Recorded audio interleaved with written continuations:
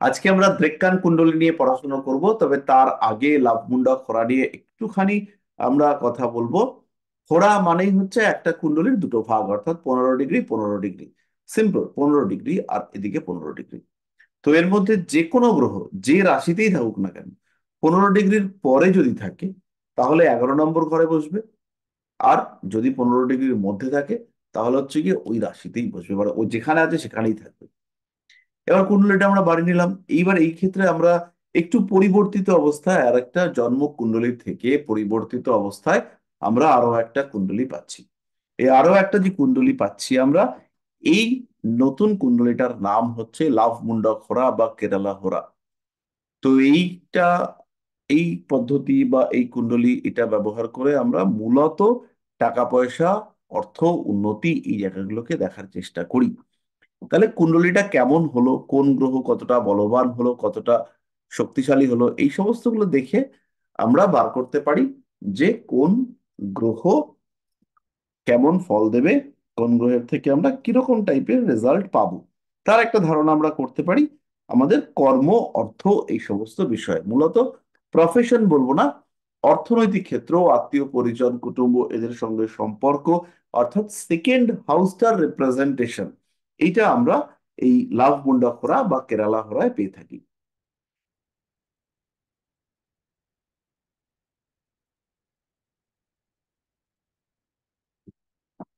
মোটামুটি উদাহরণ আমরা একটা ডিটেলিং করেছিলাম এর আগে, তো সেটা আপনারা একটু দেখে নেবেন। দ্রেক্কান কুণ্ডলিতে আমরা 22nd 22 নম্বর দ্রেক্কান নিয়ে কথা বলেছিলাম। 22তম দ্রেক্কান বা খর দ্রেক্কান, খর মানে হচ্ছে গিয়ে ভালো না, ডিস্টার্ব, টাফ, কঠিন। খরজল অর্থাৎ তার মধ্যে হচ্ছে গিয়ে বিভিন্ন ধরনের অশুদ্ধি যুক্ত জল, তাকে আমরা নাম দিয়েছিলাম খরজল। তো ঠিক তেমন ভাবেই এই 22 নম্বর দ্রেক্কান, এটাকে খর দ্রেক্কানও বলা হয়। খর দ্রেক্কান মানে এই দ্রেক্কানটা খুব একটা সুবিধার নয়, এটা খুব একটা ভালো দ্রেক্কান নয়, এটা একটা সমস্যা রয়েছে। তাহলে দ্রেক্কান মানে কি? দ্রেক্কান মানে হচ্ছে 10 ডিগ্রি, 360 ডিগ্রি আমাদের পুরো কুণ্ডলী, তার 36 ভাগের 1 ভাগ, অর্থাৎ 10 ডিগ্রি করে অংশ, সেটা হচ্ছে একটা একটা করে দ্রেক্কান। এর মধ্যে 22 নম্বর দ্রেক্কানটা কোনটা? সেটা হচ্ছে 8 নম্বর ঘরের অষ্টম ভাব, তার প্রথম দ্রেক্কান। তার মানে দ্রেক্কান কুণ্ডলীর যেটা অষ্টম ভাব, সেটাই হচ্ছে 22 নম্বর দ্রেক্কান। কারণ 21 নম্বরে 7টা রাশি শেষ হয়ে গেল, তারপরে 22 নম্বর তার প্রথম দ্রেক্কানটা, অর্থাৎ 8 নম্বর ঘরের প্রথম দ্রেক্কান, সেটা ওই ঘরটাতেই বসবে। এটা লগ্ন সাপেক্ষেই আমরা বিচার করি, কিন্তু কোনো কোনো সময় কোনো বিশেষ ভাব সাপেক্ষে 22 নম্বর রেখানো ক্যালকুলেট করা হয়। কিরকম? ধরুন কেউ বলছে বাবার মৃত্যু, তাহলে বাবা হচ্ছে আমাদের 9 নম্বর ঘর, 9-এর 8, মানে 4 নম্বর ঘর, 9-এর 8ম মানে হচ্ছে আমাদের 4 নম্বর ঘর। তাহলে 4 নম্বর ঘরের সাপেক্ষে 22তম দ্রেক্কান, সেটাও কিন্তু কখনো কখনো এফেক্টিভ রেজাল্ট দিয়ে থাকে। বিশেষ করে বাবার অ্যাক্সিডেন্ট, বাবার মৃত্যু, বাবার শারীরিক দুর্বলতা, এই বিষয়গুলোকে ইন্ডিকেট করে। যখনই 22 নম্বর দ্রেক্কানের ওপর দিয়ে কোনো অশুভ গ্রহ পাস করে, তখন কিন্তু আমাদের সংবেদনশীল ইভেন্ট ঘটতে দেখতে পাওয়া যায়। জাতকের মৃত্যুতুল্য কষ্ট বা অদ্ভুত উন্নতির সুযোগ পেয়েও বঞ্চিত হওয়া, এই ব্যাপারগুলো দেখতে পাওয়া যায়।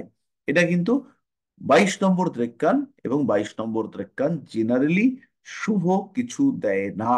22 নম্বর দ্রেক্কান আয়ু বাড়িয়েও তুলতে পারে, কিন্তু সেই আয়ুর বৃদ্ধি যদি আপনার জন্য কষ্টদায়ক হয়, তাহলে আয়ুর বাড়িয়ে তুলতে পারে। অর্থাৎ প্রচন্ড ভুগছেন, প্রচন্ড কষ্ট পাচ্ছেন, এবার সবাই বলছে এবার মরে গেলেই বাঁচে, কিন্তু আপনি মরতে পারছেন না। 22তম রেখানটাতে পাপ গ্রহ রয়েছে, কিন্তু তা সত্ত্বেও আপনি মরছেন না। 22তম রেখানে পাপ গ্রহ আপনার আয়ুকে বাড়িয়ে দেওয়ার চেষ্টা করছে। তো এইটা অবস্থা বুঝে আপনাদেরকে প্রেডিক্ট করতে হবে, বুঝতে হবে। দ্রেক্কান কুণ্ডলীর পরে যাওয়ার আগে আমরা একটা বিষয় বলবো, সেটা হচ্ছে গিয়ে যখন কোনো একজন জাতক যমজ বাচ্চা নিয়ে এসছে, তাহলে ওর যে দ্রেক্কান লগ্ন, তার তৃতীয় ভাবটাকে লগ্ন ধরে, ওর যে দ্রেক্কান লগ্ন, তার তৃতীয় ভাবটাকে লগ্ন ধরে বিচার করা যায়। তৃতীয় ভাবটাকে লগ্ন ধরে পরবর্তী ভাইয়ের বিচার করা যায়।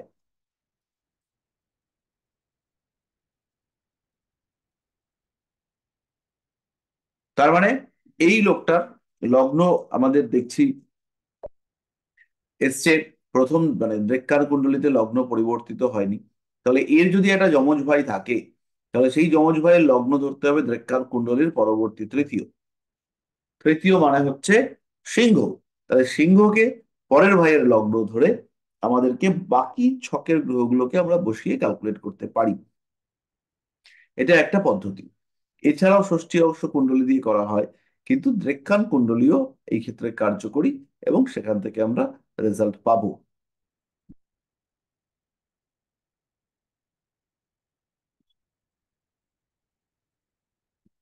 এবার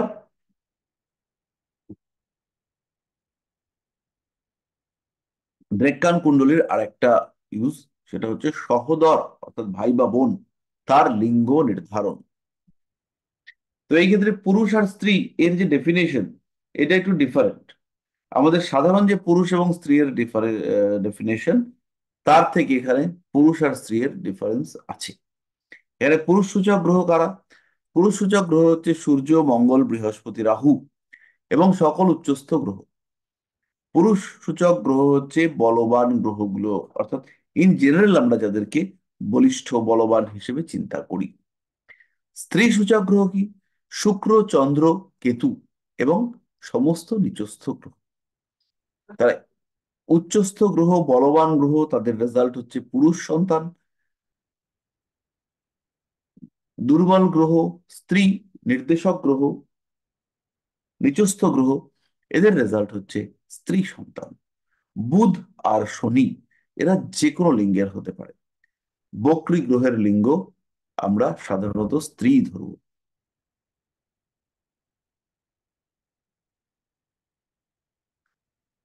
বক্রী গ্রহকে বলবত্তা অনুসারে আমরা তাদেরকে গ্রহণ করব, কিন্তু ইন জেনারেল যদি আমরা বক্রী গ্রহকে ধরি, সেই ক্ষেত্রে আমরা স্ত্রী সূচকই ধরব। পুরুষ সূচক রাশি হচ্ছে মেষ, সিংহ, তুলা। মেষ, সিংহ, তুলা, ধনু, কর্কট, বৃশ্চিক। আমাদের যে পুরুষ স্ত্রী ভেদ করেছিলাম, সেই ভেদের সঙ্গে এখানে বেশ কিছু মিলের অভাব আছে। এবার খেয়াল রাখতে হবে পুরুষের যে পুরুষালী ভাব, সেটা মেষের থেকে সিংহে কম, সিংহের থেকে তুলায় কম, তুলার থেকে ধনুতে কম, ধনুর থেকে কর্কটে কম, কর্কট থেকে বৃশ্চিকে কম। তাহলে পুরুষ তুল্য ভাব অর্থাৎ ডোমিনেট করবার ক্ষমতা কার মধ্যে সবচেয়ে বেশি? সেটা হচ্ছে মেষ, তারপরে হচ্ছে তুলা, তারপরে ধনু, তারপরে কর্কট, তারপরে বৃশ্চিক। তাহলে এই নামগুলো আমাদের মুখস্থ করতে হবে, যাদের যাদের পুরুষ বা স্ত্রী ইন্ডিকেট করছে। এবার যখন আপনারা কুণ্ডলীটা দেখবেন, তখন প্রচুর বৈচিত্র্য আসবে।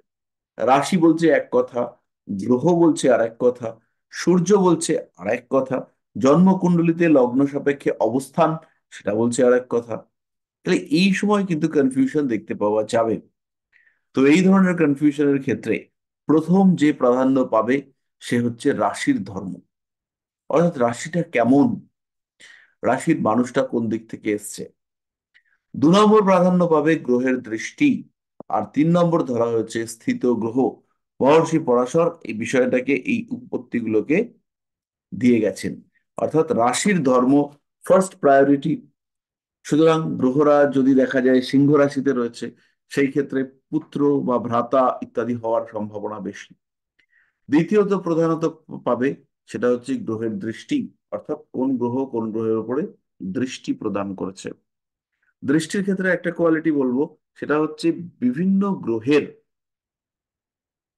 দৃষ্টি দেওয়ার ক্ষমতা কিন্তু ডিফারেন্ট। তাহলে গ্রহ আলাদা হওয়ার সঙ্গে সঙ্গে রাশির ধর্ম সে প্রাধান্য পাওয়ার পরে প্রাধান্য পাবে গ্রহের দৃষ্টি, অর্থাৎ কোন গ্রহ কোন রাশি কোন ভাবে গ্রহটা দৃষ্টি দিচ্ছে। আর থার্ড অ্যান্ড লাস্ট, সেটা হচ্ছে স্থিত গ্রহ, অর্থাৎ গ্রহটা কোথায় আছে, বা হচ্ছে গিয়ে ওই ভাবের উপরে কোন গ্রহ আছে। সুতরাং অবস্থান অবস্থিতি এটাকেও আমরা বেশ গুরুত্ব দেব।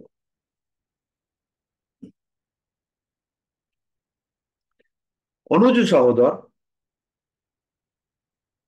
আর অগ্রজ সহোদর, অর্থাৎ বড় দাদা আর ছোট ভাই, কিংবা বড় দিদি ছোট বোন, কিংবা বড় ভাই ছোট বোন, এরকম অনেক কিছু আছে। এরকম অপশন যেগুলো আমরা পাই, সেগুলো আমরা কুণ্ডলী থেকে কি করে বিচার করব। তাহলে দ্রেক্কান কুণ্ডলীতে তৃতীয় ভাব, তার যে অধিপতি, তার যে লিঙ্গ, জন্ম কুণ্ডলীর তৃতীয় ভাব অধিপতির নবাংশপতি দ্রেক্কান কুণ্ডলীতে যে রাশিতে অবস্থিত, তার প্রকৃতি, মঙ্গলের নবাংশপতি যে রাশিতে অবস্থিত, তার প্রকৃতির উপরে ডিপেন্ড করে।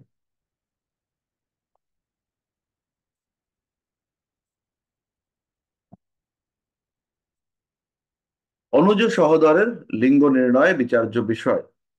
দ্রেক্কান কুণ্ডলীতে তৃতীয় ভাব অধিপতির লিঙ্গ। তাহলে আমরা একটা দ্রেক্কান কুণ্ডলী শেয়ার করি।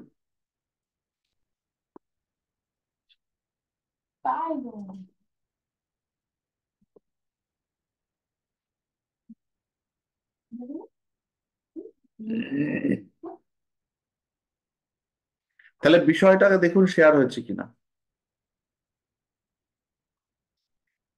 হ্যাঁ, শেয়ার। তাহলে এই যে এখানে যে বিষয়টা, আমাদের এর লিঙ্গ নির্ধারণ করতে হবে। তাহলে আমরা কি করব, দ্রেক্কান কুণ্ডলীতে লিঙ্গ নির্ণয় করবার জন্য তৃতীয় ভাব অধিপতির লিঙ্গ, অর্থাৎ তৃতীয় ভাব অধিপতি কিভাবে আছেন, কোথায় আছেন। জন্মকুণ্ডলীর তৃতীয় ভাব অধিপতির নবাংশপতি দ্রেক্কান কুণ্ডলীর যে রাশিতে অবস্থিত, তার প্রকৃতি দেখব। তাহলে আরেকবার বুঝাই, দ্রেক্কান কুণ্ডলীতে তৃতীয় ভাবপতির লিঙ্গ। তাহলে এখানে দ্রেক্কান কুণ্ডলীতে তৃতীয় ভাবপতিকে শুক্র। শুক্রের লিঙ্গ আমরা কি ধরেছি, স্ত্রী সূচক। তাহলে দ্রেক্কান কুণ্ডলীতে তৃতীয় ভাব অধিপতির লিঙ্গ। তাহলে প্রথম আমরা পেলাম স্ত্রী। জন্মকুণ্ডলীর তৃতীয় ভাব অধিপতির নবাংশপতি দ্রেক্কান। তাহলে জন্ম কুণ্ডলীতে তৃতীয় ভাব অধিপতির, জন্মকুণ্ডলী তৃতীয় ভাব অধিপতি তিনি হচ্ছেন শনিদেব। তৃতীয় ভাব অধিপতির, জন্মকুণ্ডলীতে তৃতীয় ভাব অধিপতির নবাংশপতি দ্রেক্কান কুণ্ডলীতে যে রাশিতে অবস্থিত। তাহলে তৃতীয় ভাব অধিপতির নবাংশপতি। তাহলে তৃতীয় ভাব অধিপতি কে হলো, তৃতীয় ভাব অধিপতি হলো শনি। না, তৃতীয় ভাব অধিপতি হলো শুক্র। এক সেকেন্ড। জন্মকুণ্ডলীর তৃতীয় ভাব অধিপতি তিনি হলেন শনি। তাহলে জন্ম কুণ্ডলীর তৃতীয় ভাব অধিপতির নবাংশপতি। তাহলে জন্ম কুণ্ডলীতে তৃতীয় ভাব অধিপতি তিনি হচ্ছেন শনি, তার নবাংশ। তাহলে শনি নবাংশে কোথায় আছে,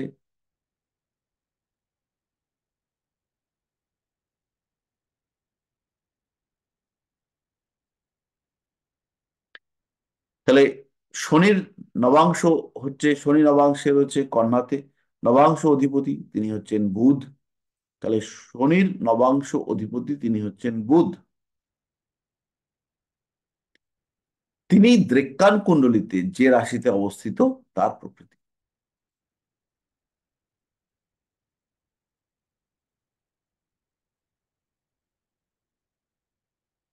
শুক্র। তাহলে বুধ যেখানে অবস্থিত, সেটা হচ্ছে শুক্রের অগ্রজ।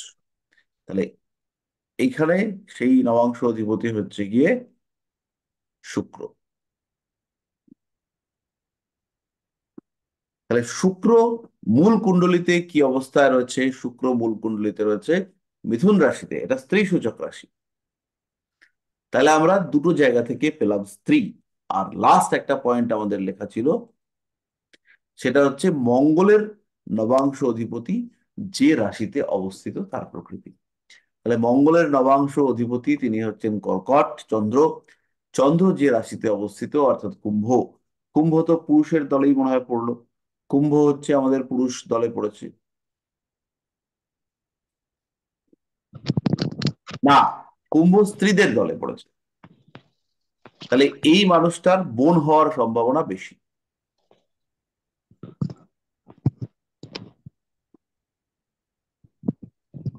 তাহলে এই মানুষটার কিন্তু সত্যি সত্যি বোন হয়েছে এবং এই মানুষটার বোন রয়েছে। তাহলে এই হচ্ছে আমাদের পদ্ধতি। এবার তিনটের মধ্যে যদি দুটো পুরুষকে নির্দেশ করে, তাহলে ধরে নিতে হবে যে জাতকের ভাই বা বোন যেটা হবে সেটা হচ্ছে পুরুষ হবে। আর যদি স্ত্রীকে নির্দেশ করে, তাহলে ধরে নিতে হবে ভাই বা বোন যেটাই হোক না কেন সেটা হচ্ছে স্ত্রী হবে, স্ত্রীলিঙ্গের হবে, বোন হবে। তাহলে যদি গ্রহগুলোর মধ্যে তিনটেই পুরুষকে নির্দেশ করে বা দুটো পুরুষকে নির্দেশ করে, তাহলে পুরুষ হওয়ার সম্ভাবনা বেশি। তো এই সূত্র কাজে লাগানো কঠিন, সহজ নয়। এই সূত্রকে মাথায় রাখা আরো কঠিন। তো যেটা করতে হবে সেটা হচ্ছে গিয়ে এই সূত্রের আহ প্রয়োগ অবসর সময় করতে হবে। যখন আপনার হাতে প্রচুর সময় রয়েছে, যখন ক্লায়েন্টের প্রেশার নেই, কিংবা অন্য কোনো দিক থেকে আপনি মোটামুটি ফ্রি, তাহলে সেই সময় হচ্ছে আপনাকে এই কাজটি করতে হবে।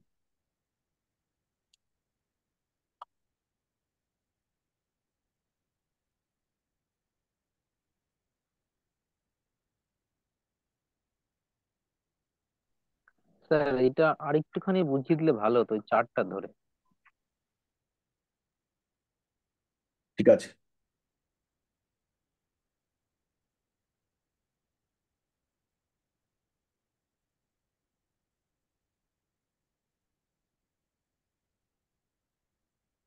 দেখুন, প্রথম যেটা বলা হচ্ছে সেটা হচ্ছে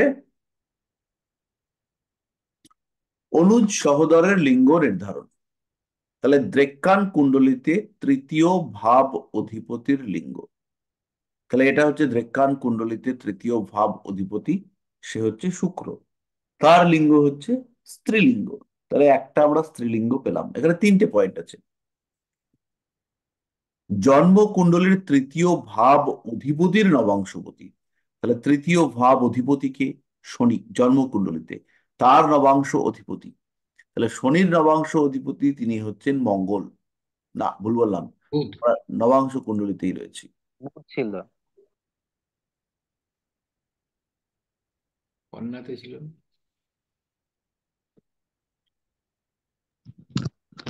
হ্যাঁ স্যার, বুধ।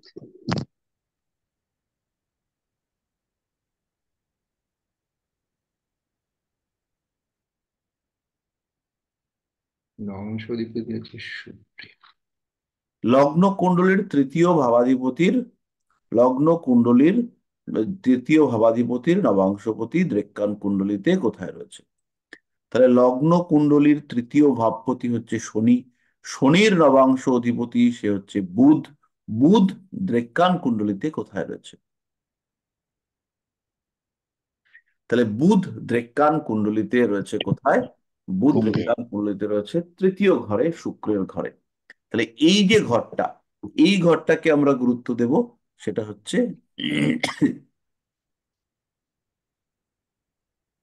বৃষ। বৃষ আমাদের ক্ষেত্রে স্ত্রী সূচক গ্রহ। তাহলে আবার আমরা স্ত্রী পেলাম।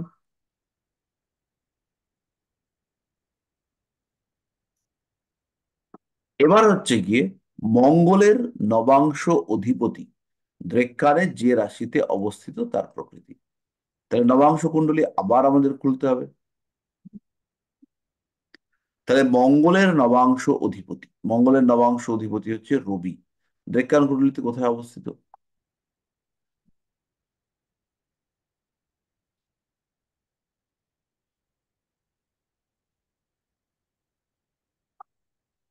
মঙ্গলের নবাংশ অধিপতি তিনি ডেক্কান কুণ্ডলীতে অবস্থিত। আহ, একবার বার করি। মঙ্গলের নবাংশ অধিপতি হচ্ছে রবি। তিনি ডেক্কান কুণ্ডলীতে অবস্থিত রয়েছেন, ডেক্কান কুণ্ডলীতে মিথুনে। মিথুনকে আমরা কি ধরেছি? মিথুনকে আমরা ধরেছি এই স্যার স্ত্রী। কন্যা, স্ত্রী। স্যার কোনো চার্টই দেখতে পাচ্ছি না। কি বলছেন? স্যার চারটে এরকম হয়ে গেছে কেন? সে কি? এ বাবা, দাঁড়া। এটা ছোট হয়ে গেছে। হ্যাঁ স্যার, ওই জন্যই মানে বুঝতে পারছি না ঠিকঠাক ভাবে এই কেমন হচ্ছে। লেখাটাও ছোট, প্লাস আপনার কোনো যে চার্ট, হ্যাঁ এবার দেখতে পাচ্ছি। হ্যাঁ এখন ঠিক আছে।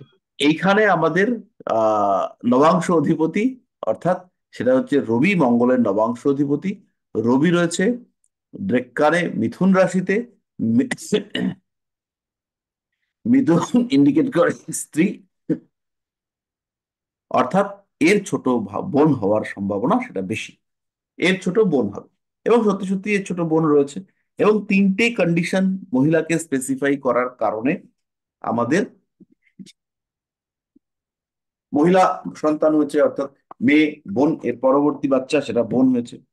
তো এইবার এই এই প্রসেসে যখন আপনি বিচার করবেন, তখন আপনাকে আরেকটা কুণ্ডলী নিয়ে বসে থাকতে হবে।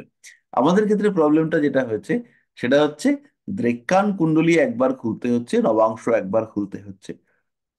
যদি আমরা ষড়বর্গ চার্ট নিয়ে বসতাম তাহলে কিন্তু এত দুশ্চিন্তা, এত জটিলতা আসতো না। এনিওয়ে, এই পার্টটা আশা করি মোটামুটি বুঝতে পেরেছেন। এটাকে পুরো মুখস্থ করতে হবে অথবা বিচারের সময় লিখে নিয়ে বসতে হবে। তাহলে দ্রেক্কান কুণ্ডলিতে তৃতীয় ভাব অধিপতির লিঙ্গ, জন্ম কুণ্ডলিতে তৃতীয় ভাব অধিপতির, নবাংশপতি দ্রেক্কান কুণ্ডলিতে যে রাশিতে অবস্থিত তার প্রকৃতি, আর মঙ্গলের নবাংশপতি দ্রেক্কানে যে রাশিতে অবস্থিত তার প্রকৃতি। প্রকৃতি বলতে পুরুষ না স্ত্রী। পুরুষ আর স্ত্রী এর লিস্ট আগের পৃষ্ঠায় দেওয়া হয়ে গিয়েছে, যারা পাননি তারা একটু দেখে নিলেই পেয়ে যাবেন। এইটা হচ্ছে বোনের কথা। এবার যখনই অগ্রজ হবে তখন কিন্তু বিষয়টা চেঞ্জ হবে। সহোদরের ক্ষেত্রে তৃতীয় পরিবর্তে একাদশপতি আর মঙ্গলের পরিবর্তে বৃহস্পতি সাপেক্ষে বিচার করা হয়।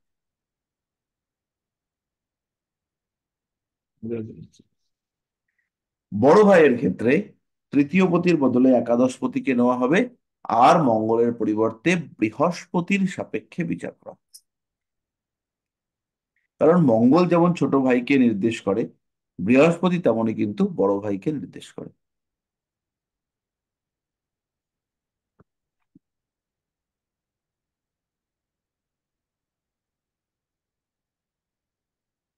তাহলে আমরা আবার শেয়ারটা চেঞ্জ করি।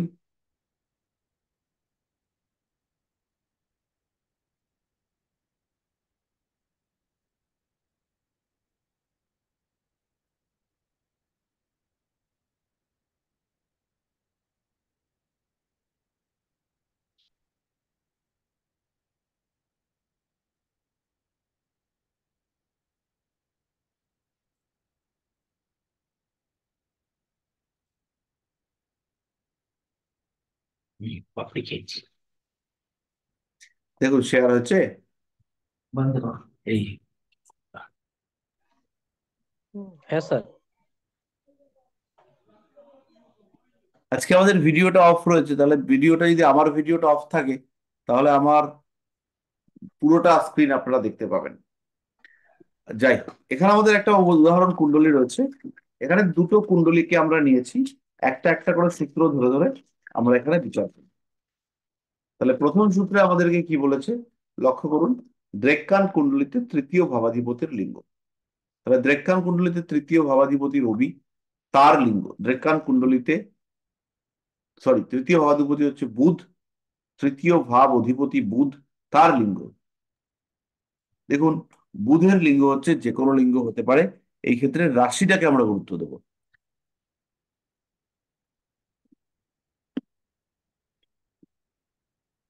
তাহলে বৃষ রাশিতে রয়েছে, বৃষ রাশি কন্যাকে ইন্ডিকেট করে।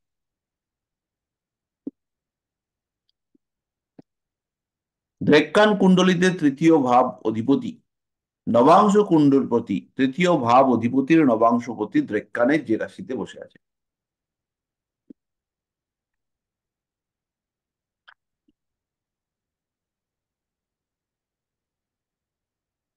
তৃতীয় ভাব অধিপতি বুধ, বুধের নবাংশ, বুধের নবাংশ অধিপতি তিনি হচ্ছেন বুধ স্বয়ং।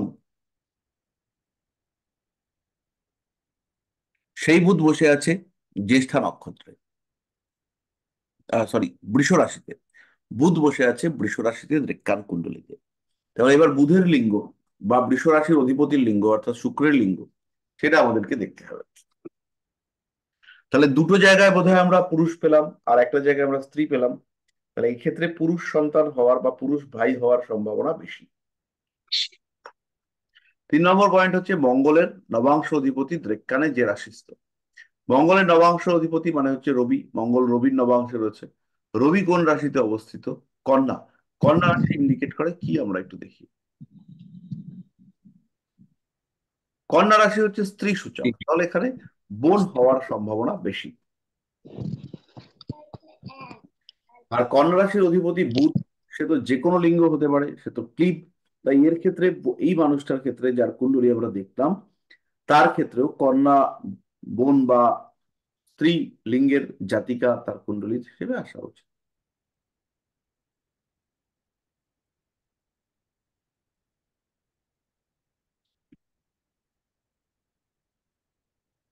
তাহলে অগ্রজ সহোদরটাও আমরা বুঝলাম। এই স্টেপ 3টে আপনাদেরকে মুখস্থ করে নিতে হবে। মুখস্থ করতে না পারলে পরে লিখে রাখতে হবে। প্রয়োজনে কয়েকবার ব্যবহার করবেন, ব্যবহার করলে পরে প্র্যাকটিস হয়ে যাবে। প্র্যাকটিস হলে পরে মুখস্থ রাখাটা আর খুব একটা কঠিন হবে না। স্যার জ্যোতিষ বিচারের জন্য এত জটিলতার মধ্যে যাওয়ার সত্যি সত্যি কোনো দরকার নেই। হ্যাঁ বলুন। ভালো আছেন স্যার? হ্যাঁ ভালো আছি। স্যার এখান থেকে টুইন বেবি কি নির্ধারণ করা যায়? এখান থেকে টুইন বেবি নির্ধারণ করা যায়, কিন্তু একটা জিনিস আপনাকে জানতে হবে, কোন বাচ্চাটা আগে হয়েছে কোন বাচ্চাটা পরে হয়েছে। স্যার, এটা নিয়ে তো খুব সংশয় আছে স্যার। হ্যাঁ, সেটা যদি বার করতে না পারেন তাহলে টুইন বেবির ক্যারেক্টারিস্টিক্স আইডেন্টিফাই করতে পারবেন না। যেমন আমাদের এখানে আমাদের গ্রামে খুব টুইন বেবি আছে প্রচুর পরিমাণে। কিন্তু স্যার এখানে আরেকটা কথা হচ্ছে, টুইন বেবি যে আগে হচ্ছে সে কি বড়, না যে পরে হচ্ছে সে বড়? এটার মধ্যে আপনার কাছে আমি একটু জানতে চাই। এই ক্ষেত্রে একটা কনসেপ্ট আছে, যে বাচ্চাটা আগে বেরোবে তার জন্ম হয়েছে হ্যাঁ। পরে, মানে তার হচ্ছে কি আধান হয়েছে পরে। অর্থাৎ যে বাচ্চাটা পরে গঠন হয়েছে সেই বাচ্চাটা আগে বেরোবে।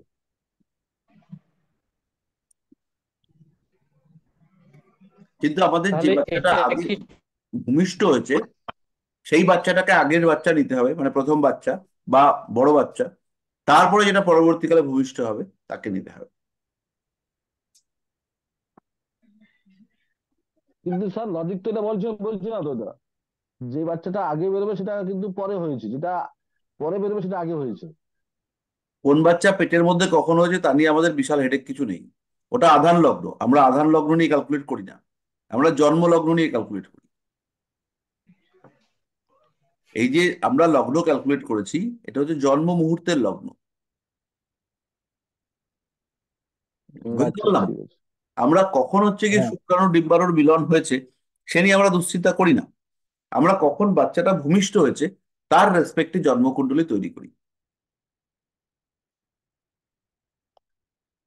এবার দুটো মানুষের দুটো লগ্ন আপনি পেলেন, দুটো লগ্ন পাওয়ার পরে এবার কম্পেয়ার করতে হবে মানুষগুলোর ক্যারেক্টারিস্টিক্স, তাদের যে বৈশিষ্ট্য, সেগুলো আইডেন্টিফাই করবার পরে তারপরে হচ্ছে গিয়ে আপনি এগোতে পারবেন। না হলে আপনার হবে না।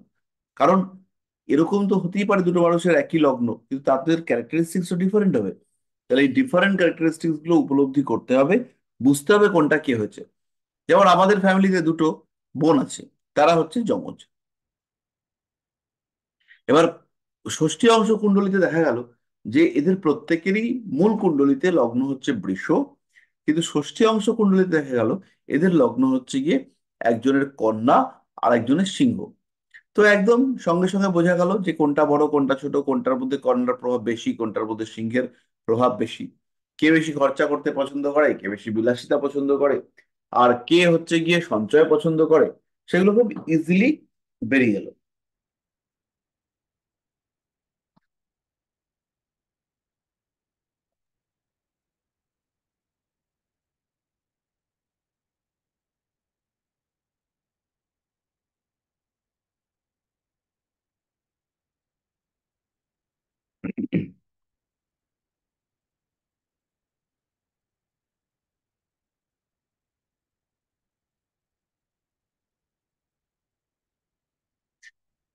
তো এই হলো আমাদের পদ্ধতি।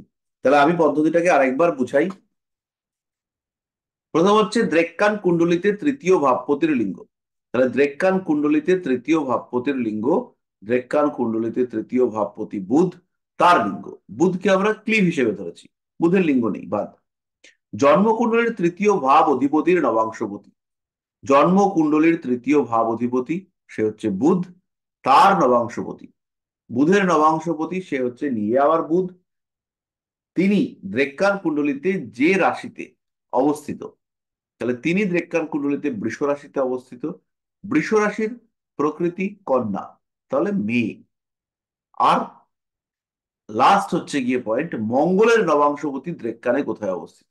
মঙ্গলের নবাংশপতি রবি দ্রেক্কান কুণ্ডলিতে কোথায় অবস্থিত, কন্যা রাশিতে। তাহলে দুটো মেয়ে এলো আর একটা এলো ক্লিব, দুটো এলো মেয়ে আর একটা এলো ক্লিব, তাহলে এখানে কন্যা সন্তান হওয়ার সম্ভাবনাই বেশি। এরপর আমাদের আরেকটা দ্রেক্কান কুণ্ডলী রয়েছে, তার নাম গর্গদ্রেক্কান। গর্গদ্রেক্কান বা বরাহ দ্রেক্কান, বরাহ মিহির তার নাম অনুসারে এই পদ্ধতির নাম হচ্ছে বরাহ দ্রেক্কান। তো এই প্রসেস আমরা বিশেষ ইউজ করি না। এই ক্ষেত্রে যে গ্রহরা 0 থেকে 10-এর মধ্যে রয়েছে তারা স্থিত রাশিতে বসবে, একই যে ঘরে আছে সেই ঘরেই অবস্থান করবে। দ্বিতীয় দ্রেক্কানে যারা আছে অর্থাৎ 10 থেকে 20 তারা আগের ঘরে বসবে, আর তৃতীয় দ্রেক্কানে যারা আছে তারা পরের ঘরে বসবে, তারও আগের ঘরে বসবে। অর্থাৎ প্রথম যারা রয়েছে তারা নিজের যে ঘরে ছিল সেই ঘরেই থাকবে, পরের ঘরটায় যারা রয়েছে তারা 6 নম্বর ঘরে চলে যাবে, 6 নম্বর না, পরের 10 ডিগ্রি অর্থাৎ 10 ডিগ্রি থেকে 20 ডিগ্রিতে যারা রয়েছে দ্বিতীয় দ্রেক্কানে তারা দ্বাদশ রাশিতে উপস্থিত হবে, অর্থাৎ আগের ঘরে চলে যাবে। আর তৃতীয় দ্রেক্কানে যারা রয়েছে তারা একাদশ রাশিতে গিয়ে উপস্থিত হবে। তো এই গর্গদ্রেক্কান বা বরাহ দ্রেক্কানের যে বিরাট ইমপ্লিমেন্টেশন রয়েছে বা দেখতে পাওয়া যায় তা একেবারেই নয়। মনে রাখার জন্য বা পড়াশোনা করবার জন্য অবশ্যই ইউজ করতে পারেন। এরপরে রয়েছে বারাণসী দ্রেক্কান। বারাণসী দ্রেক্কানের মধ্যে প্রথম দ্রেক্কানে অবস্থানকারী গ্রহরা অর্থাৎ 10 ডিগ্রির মধ্যে যারা রয়েছে তারা সম তত্ত্বের চর রাশিতে বসবে। দ্বিতীয় দ্রেক্কানে যারা রয়েছে তারা ওই চর রাশি থেকে পঞ্চম রাশিতে বসবে। আর তৃতীয় দ্রেক্কানে যারা রয়েছে তারা নবম রাশিতে বসবে। তাহলে এখানে তত্ত্ব বিষয়টাকে গুরুত্ব দেওয়া হয়েছে। আর প্রথমেই হচ্ছে গিয়ে চর তত্ত্ব হচ্ছে সবচেয়ে এফেক্টিভরা। তাহলে প্রথম দ্রেক্কানে 0 থেকে 10 ডিগ্রিতে যারা রয়েছে তারা সমতত্ত্বের চর রাশিতে গিয়ে বসবে। দ্বিতীয় দ্রেক্কানে মানে 10 থেকে 20 যারা রয়েছে তারা চর রাশি থেকে পঞ্চম রাশিতে গিয়ে বসবে। তার মানে চর রাশি থেকে পঞ্চম রাশি মানেই হচ্ছে স্থির রাশি। চরের পঞ্চম রাশি হচ্ছে স্থির, আর স্থিরের পঞ্চম, স্থিরের পঞ্চম সেটা হচ্ছে দত্ত।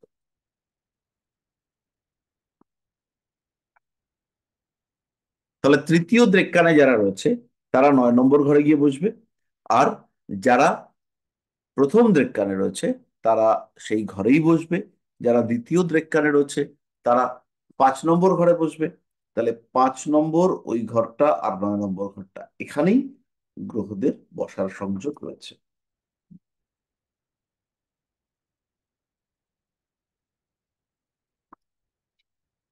এবার আমাদের একটা দ্রেক্কান পড়তে হবে, সেটা হচ্ছে সোমনাথ দ্রেক্কান। তো সোমনাথ দ্রেক্কান, এই দ্রেক্কানটা ব্যবহার করা হয় কিসের ক্ষেত্রে? মূলত যৌন উদ্দীপনা বিচার করবার ক্ষেত্রে। একজন জাতক বা জাতিকা সে কতটা ফিজিক্যালি ফিট সেটা বুঝবার জন্য আমরা সোমনাথ দ্রেক্কান ব্যবহার করব।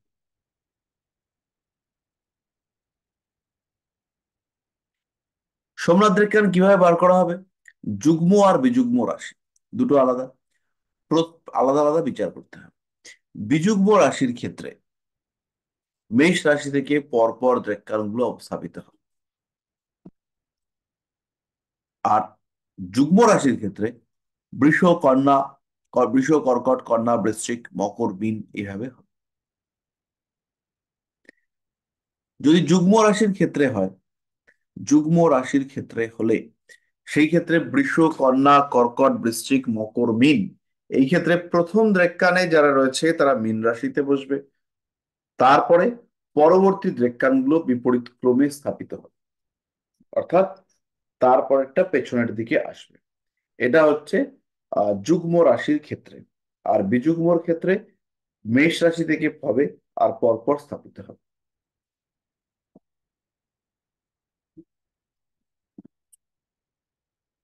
তাহলে এখানে একটা কুণ্ডলী এঁকেছি, চার্ট আঁকা আছে, চার্টটা একটু লক্ষ্য করুন। ধরুন মেষ রাশিতে কোনো গ্রহ আছে, মেষ রাশিতে কোনো গ্রহ আছে, 0 থেকে 10 ডিগ্রির মধ্যে হলে মেষে বসবে, 10 থেকে 20-র মধ্যে হলে বৃষতে বসবে, 20 থেকে 30-এর মধ্যে হলে মিথুনে বসবে। আবার যদি বৃষ রাশিতে কোনো গ্রহ থাকে, তাহলে 0 ডিগ্রি থেকে 10 ডিগ্রি পর্যন্ত, এটা যেহেতু যুগ্ম রাশি, তার জন্য প্রথম দ্রেক্কান মীন রাশিতে হবে। তারপরের যে দ্রেক্কানগুলো, সেগুলো বিপরীত ক্রমে পরপর রাশিতে হবে। বিপরীত ক্রমে মানে উল্টো দিক থেকে। মীনের পরে মেষ হওয়া উচিত ছিল, কিন্তু মেষ না হয়ে হবে কুম্ভ। কুম্ভ, মকর, এইভাবে আসতে থাকে। এটা যদি মিথুন রাশিতে হয়, তাহলে প্রথম দ্রেক্কান কর্কট রাশিতে, দ্বিতীয় দ্রেক্কান সিংহে, তৃতীয় দ্রেক্কান কন্যায়। এইরকম ভাবে দ্রেক্কান গুলো বসিয়ে আমরা একটা সোমনাথ দ্রেক্কান বানাতে পারবো।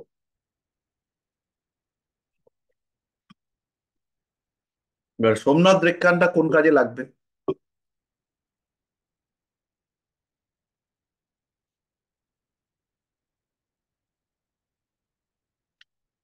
তাহলে দ্রেক্কানটা একটু দেখে নি কিভাবে বানানো হচ্ছে। তাহলে যুগ্ম রাশি বৃহস্পতি 8 ডিগ্রির মধ্যে রয়েছে, যুগ্ম রাশি মেষ 8 ডিগ্রিতেই রয়েছে, তাহলে 19 ডিগ্রি, 8 ডিগ্রি 19 মিনিট, মানে 10-এর মধ্যে প্রথম দ্রেক্কান ওই ঘরেই বসবে। তারপরে কেতু রয়েছে, কেতু কি হবে? কেতু তৃতীয় দ্রেক্কান রয়েছে, তাহলে এখান থেকে 3 ঘর সরে যাবে কেতু।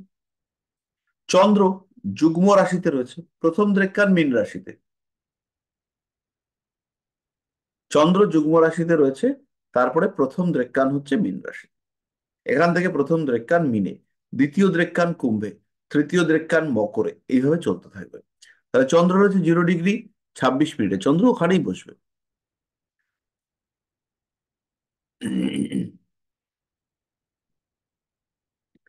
তাহলে এই সোমনাথ দ্রেক্কান কুণ্ডলী বানানোর জন্য আমাদেরকে একটু বুঝতে হবে, এবং বুঝবার পরে আমরা করতে পারবো। তাহলে মেষ, বৃষ, মিথুন, তাহলে সোমনাথ দ্রেক্কারে মেষ রাশিতে যে গ্রহগুলো ছিল তারা বসবে পরপর মেষ, বৃষ, মিথুনে।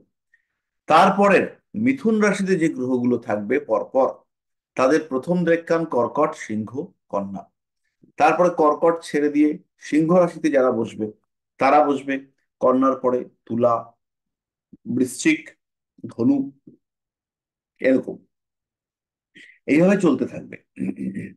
দ্রেক্কান গুলো ঘুরবে যুগ্ম রাশির ক্ষেত্রে আর অযুগ্ম রাশির ক্ষেত্রে। দ্রেক্কান গুলো রোটেট করবে, মানে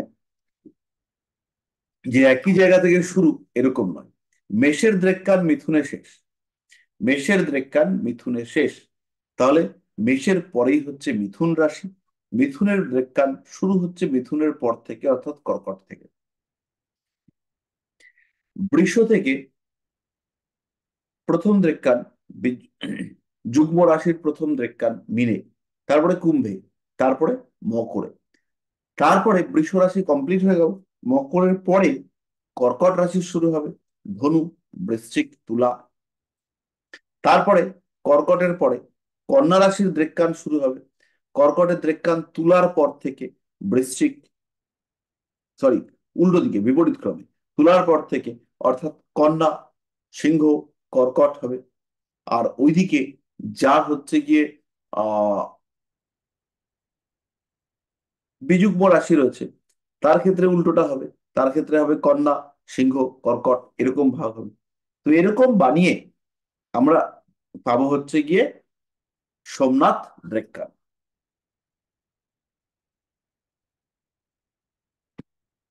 কি দেখা হবে? জাতক বা জাতিকার মধ্যে যৌন বিকৃতি রয়েছে কি। যৌন বিকৃতি মানে হচ্ছে কি উগ্রতা, যৌন কামনার অতিরিক্ততা, এই বিষয়গুলো রয়েছে কিনা। বিচার্য বিষয় কি? লগ্ন দ্রেক্কান থেকে আমরা পাপ গ্রহের প্রভাব দেখব, শুক্রের পাপ গ্রহের দ্বারা নিয়ন্ত্রণ দেখব, তৃতীয় ভাবের উপর পাপ গ্রহের প্রভাব দেখব, আর দশাপতির ষষ্ঠী অংশ কুণ্ডলিতে অবস্থান দেখতে পাবো।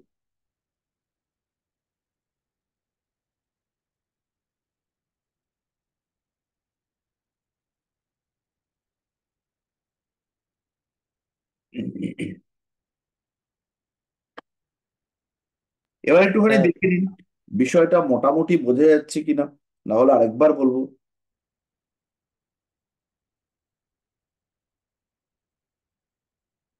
স্যার বুঝতে পারছি না।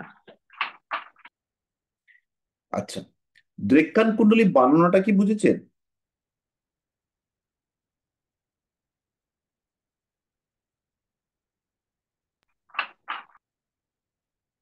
প্রথমে দেখুন, দ্রেক্কান কুণ্ডলী বানানোটা আমরা শিখি। দ্রেক্কান মানেটা হচ্ছে 10 ডিগ্রি করে ভাগ। এখানে যুগ্ম রাশির একটা ভাগ আর বিযুগ্ম রাশির একটা ভাগ। বিযুগ্ম রাশি কারা? মেষ, মিথুন, সিংহ, তুলা, এরকম পরপর। তাহলে মেষ রাশি থেকে প্রথম দ্রেক্কান মেষেই পড়বে, পরের দ্রেক্কান বৃষতে, তারপরের দ্রেক্কান মিথুনে। তারপরে বিযুগ্ম রাশির আবার দ্রেক্কান কোথায় আসছে? মিথুন থেকে শুরু হচ্ছে। এদিকে মিথুন পর্যন্ত অকুপাইড হয়ে গেছে। মিথুন পর্যন্ত অকুপাইড হয়ে যাওয়ার পরে এবার হচ্ছে কর্কট থেকে শুরু হবে। তাহলে মিথুন রাশির 3টে দ্রেক্কান চলবে কন্যা রাশি পর্যন্ত। এরপরে মিথুনের পরে যে রাশিটা আসবে সেটা হচ্ছে সিংহ, তার দ্রেক্কান শুরু হবে তুলা থেকে। তুলা, বৃশ্চিক, ধনু, এইভাবে চলবে। আর উল্টো দিকে আমাদের যুগ্ম রাশির প্রথম দ্রেক্কান বৃষর প্রথম দ্রেক্কান মিনে। এবার উল্টো দিক থেকে চলবে। দ্বিতীয় দ্রেক্কানের গ্রহরা কোথায় থাকবে? মিনেই থাকবে। তৃতীয় দ্রেক্কানের গ্রহরা কোথায়, সরি, দ্বিতীয় দ্রেক্কানের গ্রহরা চলে আসবে কুম্ভতে। তৃতীয় দ্রেক্কানের গ্রহরা চলে আসবে মকরে। তাহলে মকর পর্যন্ত হয়ে গেল, বৃষ রাশি হয়ে গেল। বৃষর পরে পরের পরেরটা মানে কর্কট রাশি, পরবর্তী যুগ্ম রাশি। মকর অব্দি কমপ্লিট হয়ে গেছে। তাহলে এবার শুরু হবে ধনু রাশি থেকে। তাহলে ধনু, বৃশ্চিক, তুলা, পরপর উল্টো দিকে। কর্কটের পরে আমাদের যুগ্ম রাশি কি? কর্কটের পরে হচ্ছে সিংহে, সিংহ, কন্যা। কন্যা রাশির প্রথম যে দ্রেক্কান সেটা পড়বে কোথায়? তুলার জাস্ট নেক্সট ঘরে, বিপরীত ক্রমে নেক্সট ঘরে, মানে তুলার আগের ঘরে। তাহলে তুলার আগের ঘর কি হবে? তুলার আগের ঘর হচ্ছে কন্যা। তাহলে কন্যা রাশির প্রথম দ্রেক্কান কন্যাতেই পড়বে। তারপরে উল্টো দিকে যাচ্ছে, তারপরের দ্রেক্কান মানে তারপরের 10 ডিগ্রি, 10 ডিগ্রি থেকে 20 ডিগ্রি, সেটা গিয়ে পড়বে কন্যার পরে সিংহতে। আর শেষ যে 10 ডিগ্রি সেটা গিয়ে পড়বে কর্কট রাশিতে। তাহলে এইভাবে উল্টো দিকে ঘুরবে। তাহলে মেষ, মিথুন, সিংহ, তুলা, ধনু, কুম্ভ, এরা যারা হচ্ছে গিয়ে বিযুগ্ম রাশি, তাদের যে দ্রেক্কান গুলো সেইগুলো পড়বে হচ্ছে মেষ থেকে পরপর সোজা দিকে। আর যারা যুগ্ম রাশি, বৃষ, মিথুন, কন্যা, বৃশ্চিক এবং আহ মকর আর মীন, এরা হচ্ছে যুগ্ম রাশি। এই যুগ্ম রাশির ক্ষেত্রে প্রথম যে দ্রেক্কান অর্থাৎ বৃষ রাশির যে প্রথম পার্ট সেটা পড়বে কোথায়? বৃষ রাশিতেই। তারপরের দ্রেক্কান গুলো পরপর রাশিতে পড়বে এবং এইভাবে।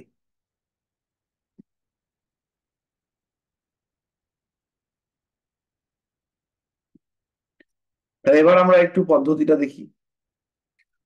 এইখানে হচ্ছে গিয়ে জাতক বা জাতিকার যৌন কামনা, যৌন ক্ষমতা, যৌন বিকৃতি, যৌন উৎসাহ, নিজের চরিত্রের উপর নিয়ন্ত্রণ, এই সমস্ত বিষয় দেখতে পাওয়া যায়। তাহলে লগ্ন দ্রেক্কান পাপ গ্রহের প্রভাব যদি থাকে তাহলে হচ্ছে কতটা পাপ গ্রহের প্রভাব রয়েছে সেটা দেখতে হবে। সোমনাথ দ্রেক্কান আমাদের এই ইকুন্ডলী প্রিমিয়াম সরাসরি বানিয়ে দেয়। তাই সোমনাথ রেখা নিয়ে বিশাল ক্যালকুলেশনের ঝামেলায় যাওয়ার আপনাদের দরকার নেই। তাহলে সরাসরি হচ্ছে গিয়ে সোমনাথ রেখান থেকে আমরা পেয়ে যাব কুণ্ডলী। তাহলে লগ্ন দ্রেক্কান পাপ গ্রহের প্রভাবে প্রভাবান্বিত কিনা, অর্থাৎ দ্রেক্কান কুণ্ডলীতে লগ্নে রাহু, রাহু দৃষ্ট শুক্র, রাহু মঙ্গল, এই সমস্ত যোগ কতটা হয়েছে। যৌনতার বিষয়টাকে কন্ট্রোল করে শুক্র, তাহলে শুক্রের ওপর পাপ গ্রহের প্রভাব কতটা রয়েছে।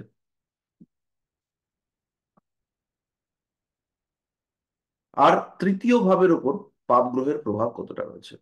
তৃতীয় কেন? তৃতীয় আমাদের উৎসাহ, উদ্দীপনা, চেষ্টা, পরিশ্রম করবার ক্ষমতা এবং ফিজিক্যাল রিলেশনশিপের আগ্রহকে ইন্ডিকেট করে। আর লাস্ট পয়েন্ট হচ্ছে দশা অধিপতির ষষ্ঠী অংশে অবস্থান কেমন আছে। ষষ্ঠী অংশে অবস্থান দেখে কিন্তু আমরা এই জাস্ট দু একদিনের মধ্যে কি ঘটতে পারে সেটার একটা ভাবনা পেয়ে যাই।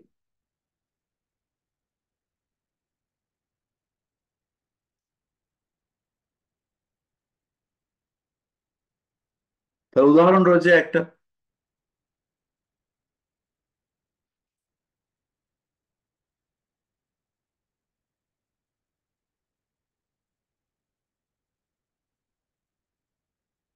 তাহলে দ্রেক্কান কুণ্ডলী আমরা দেখি, তাহলে লগ্ন দ্রেক্কান, তার মধ্যে রয়েছে শুক্র আর শনি, খুব পাপগ্রহ নয়। শুক্রের উপর পাপগ্রহের প্রভাব, শুক্রের উপর শনির প্রভাব আছে।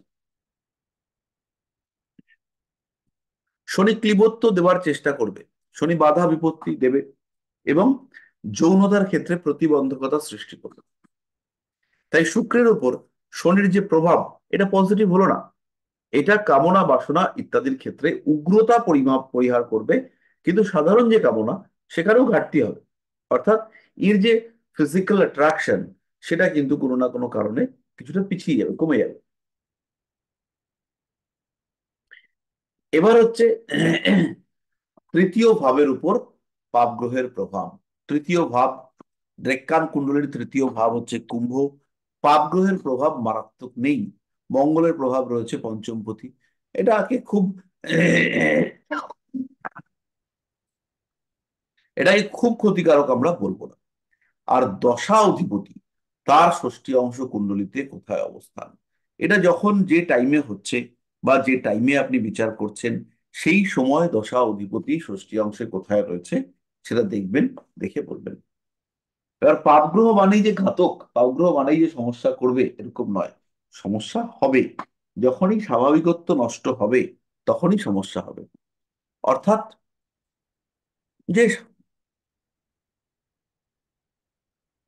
সাধারণ স্বাভাবিক সম্পর্ক, রিলেশনশিপ, সেখানে যেগুলো যেরকম টাইপের ঘটা দরকার সেখানেই যখন কোনো অস্বাভাবিকত্ব আসবে তখনই আমরা বলবো যেখানে সমস্যা রয়েছে। যেমন লগ্নে শুক্র দ্রেক্কান কুণ্ডলিতে এটা যৌন আকর্ষণ নির্দেশ করে, কিন্তু সেই শুক্রের সঙ্গে যখন শনি এসে বসলো তখন ক্লীবত্ব নির্দেশ করে। লগ্নে এখানে রাহু নেই, এখানে রাহু অবস্থান করে রয়েছে কোথায়, রাহু অবস্থান করে রয়েছে চতুর্থ ভাবে, তার সঙ্গে চন্দ্র। তাহলে এখানে মানসিক স্থিতিশীলতা তার একটা অভাব এখানে রয়েছে। ফলে এই যে দ্রেক্কান অনুযায়ী এই মানুষটার মধ্যে যে ফিজিক্যাল ফিটনেস আমরা আশা করতে পারি সেই লেভেলের ফিজিক্যাল ফিটনেস এর মধ্যে নেই। এর মধ্যে যৌন আকর্ষণের অভাব অবশ্যই আছে, এর মধ্যে যৌন আকর্ষণ জনিত দুশ্চিন্তা, মানসিক অস্থিরতা সেগুলো অবশ্যই দেখতে পাওয়া যাবে। তাহলে এই হলো আমাদের সোমনাথ দ্রেক্কানের ইমপ্লিমেন্টেশন। স্যার একটা কথা ছিল। তাহলে এই দ্রেক্কান থেকে বেরিয়ে যাওয়ার আগে আপনাদের যে কথাগুলো ছিল সেগুলো আমাদের একটু শোনা দরকার। বলুন। স্যার বলছি এই ক্ষেত্রে কি আমরা দৃষ্টিটা নেব? দ্রেক্কান কুণ্ডলীতে মহর্ষি পরাশর তো দৃষ্টি ধরেননি, বাট আপনি হচ্ছে গিয়ে দৃষ্টি ধরতে পারেন। এবার এই ক্ষেত্রে সিদ্ধান্তটা আমি আপনাদের উপরেই ছাড়বো, কারণ মহর্ষি পরাশর তিনি আর বেঁচে নেই। বর্তমান যুগ পরিবর্তিত হয়েছে, পরিবর্তিত পরিবর্ধিত এরকম হয়েছে। তাহলে উম দৃষ্টি অ্যাসপেক্ট এগুলোকে বাদ দেওয়াটা ঠিক রুচিশীল ব্যাপার হবে না।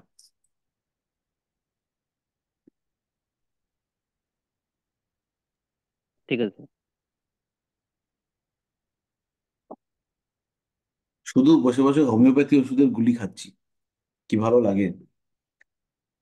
আচ্ছা, আর বলুন।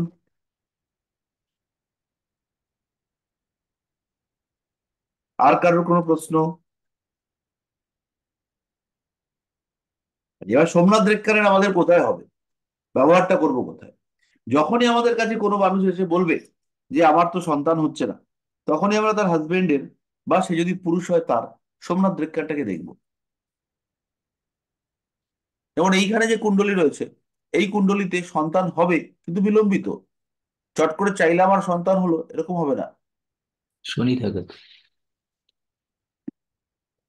রেখার কুণ্ডলিতে আমরা দেখতে পাচ্ছি পঞ্চমে বৃহস্পতি আছে, কিন্তু লগ্নে শুক্র আর শনি রয়েছে। লগ্নে শুক্র আর্জ বাড়িয়ে তুললেও লগ্নে শনি সে কিন্তু আর্জ কমিয়ে দেবে।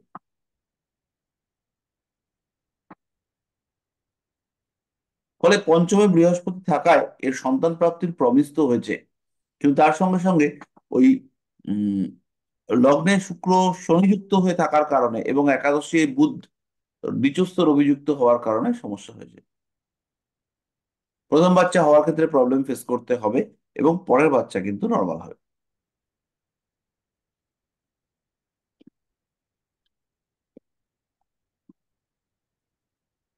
আর কারোর কোনো সমস্যা?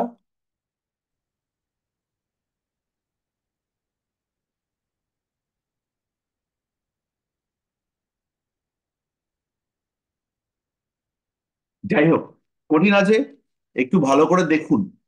যদি মনে হয় বুঝতে অসুবিধা হলো, আবার বোঝাতে হবে। যতক্ষণ পর্যন্ত বোঝা ব্যাপারটা পুরোপুরি না হচ্ছে ততক্ষণ আমাদের করতে হবে। ব্যাপারটা ইজি নয়।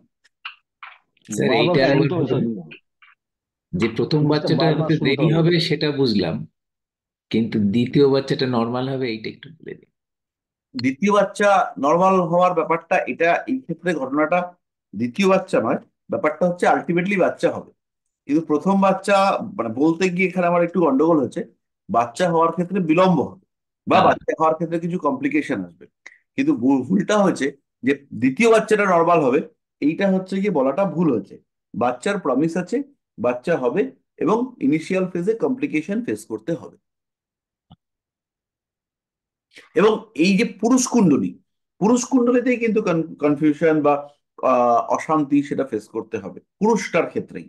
কারণ হুম, এর হচ্ছে গিয়ে যে পঞ্চমে বৃহস্পতি আছে, এটা ইন্ডিকেট করে বাচ্চা হবে।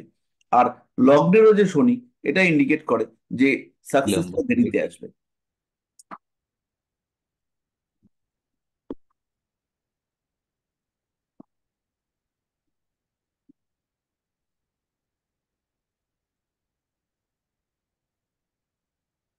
হ্যাঁ স্যার, বুঝেছি এটা। তো বাস্তবিক দৃষ্টিতে সোমনাথ রেক্কার একটা ইম্পর্টেন্ট পার্ট। এবং যখন সন্তান নিয়ে আমরা বিচার করি, সন্তান হওয়ার ক্ষেত্রে বাধা খুঁজে বার করবার চেষ্টা করি, তখন আমরা সোমনাথ রেক্কান্তকে দেখবো। 22তম দ্রেক্কান, বাচ্চা বাইক কিনতে আসছে, চট করে একবার দেখে নিন আগামী 2 বছরের মধ্যে 22 নম্বর দ্রেক্কানটা কতটা কতটা পীড়িত হচ্ছে।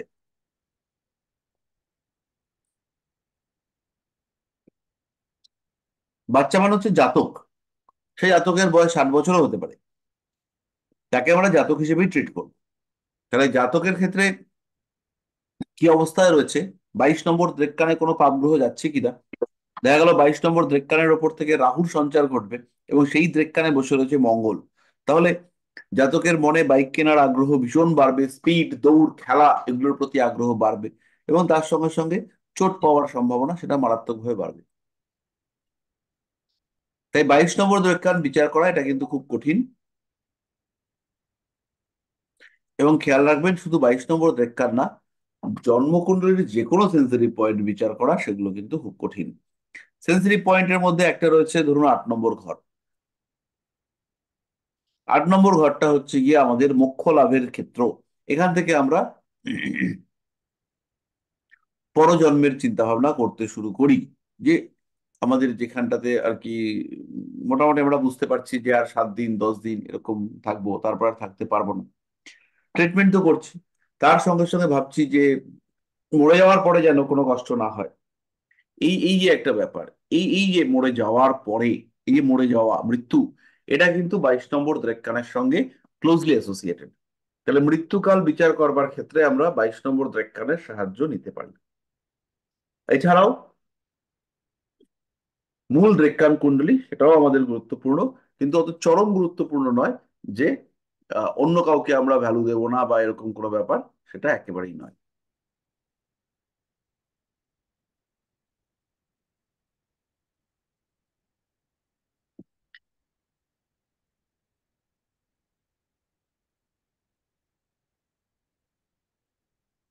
তাহলে আমরা মোটামুটি ব্রেককারের বিষয়টা কিছুটা বুঝতে পারলাম। তাহলে কিছুটা বুঝবার পরে এবার আমরা কি করব, এবার আমরা চলে আসব চতুর্থাংশ কুণ্ডলিতে। তো চতুর্থাংশ কুণ্ডলিতে আমরা আজকে কিছুটা করব। চতুর্থাংশ কুণ্ডলী কাজের ক্ষেত্রে অত মারাত্মক ইম্পর্টেন্ট কুণ্ডলী নয়। চতুর্থাংশ কুণ্ডলী থেকে আপনারা বিচার করবেন স্থাবর অস্থাবর সম্পত্তি, পরিবার পরিবেশ পারিপার্শ্বিক মানুষজন।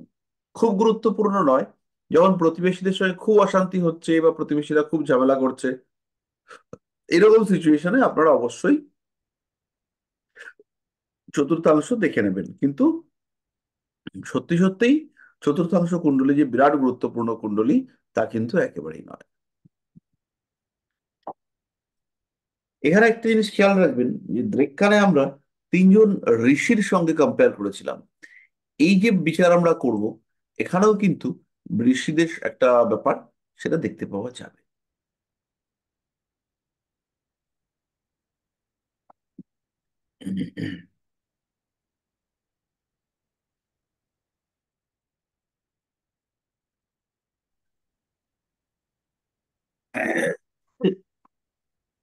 ভিডিও অফ করে দিয়েছি, স্ক্রিন সম্ভবত শেয়ার হয়েছে।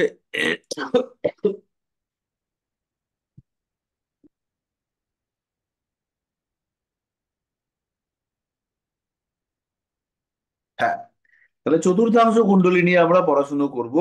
মূলত গৃহ, বাহন, প্রতিবেশী, পরিবেশ, থাকার জায়গা, ঘর, দোকান, গ্যারেজ, এই সমস্ত বিষয় আমরা চতুর্থাংশ কুণ্ডলী থেকে বিচার করবার চেষ্টা করি। কি কি আমরা বিচার করবো একবার একটু দেখে নিন। সকল প্রকার জাগতিক সুখ, মানসিক শান্তি। 2 নম্বর হচ্ছে সৌভাগ্য, কপালটা ভালো কপালটা খারাপ। 3 নম্বর হচ্ছে গৃহ সুখ। 4 নম্বর হচ্ছে স্থাবর সম্পত্তি, বাহন এবং বাড়ি।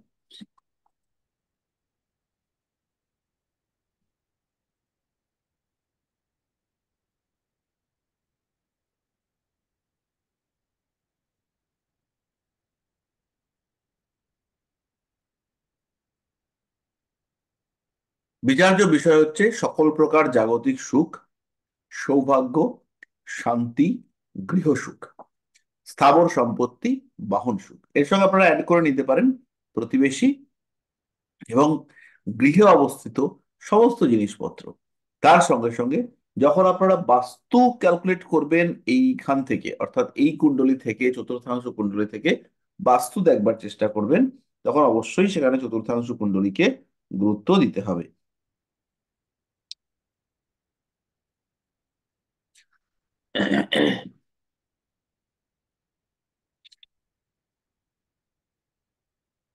এই হলো আমাদের চতুর্থাংশ কুণ্ডলী থেকে বিচার্য বিষয়। এরপর আমরা চলে আসি চতুর্থাংশ কুণ্ডলীর বিভাগ এবং পদ্ধতি। একটু দেখে নিন।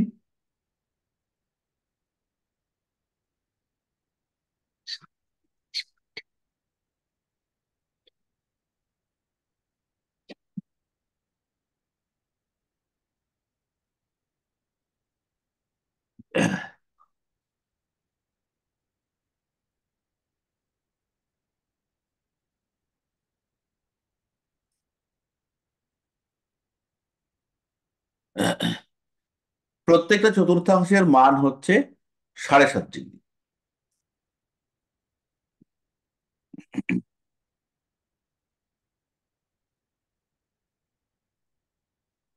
প্রত্যেকটা চতুর্থাংশের মান হচ্ছে 7.5 ডিগ্রি।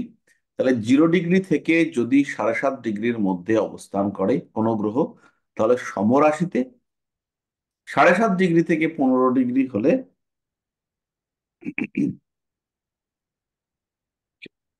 চতুর্থ রাশিতে। 15 ডিগ্রি থেকে 22.5 ডিগ্রির মধ্যে হলে সপ্তম রাশিতে। আর 22.5 ডিগ্রি থেকে 30 ডিগ্রির মধ্যে হলে দশম রাশিতে অবস্থান করে। অর্থাৎ এই ক্ষেত্রে আমরা 1, 4, 7, 10 এইরকম 4টে ঘরে পাবো। প্রথম চতুর্থাংশ প্রথম ঘরে, দ্বিতীয় চতুর্থাংশ 4 নম্বর ঘরে, তৃতীয় চতুর্থাংশ 7 নম্বর ঘরে, আর চতুর্থ চতুর্থাংশ সেটা হচ্ছে 10 নম্বর ঘরে। এই হচ্ছে আমাদের বিভাগের পদ্ধতি। এইখানে 4 জন দেবতাকে রাখা হচ্ছে। তার মধ্যে রয়েছে সনত, সানন্দ, সনত কুমার আর সায়ন্তন। এই জায়গাটা আপনাকে বুঝতে হবে। সনতের মধ্যে রয়েছে অদ্ভুত স্বভাব এবং চঞ্চল মতি।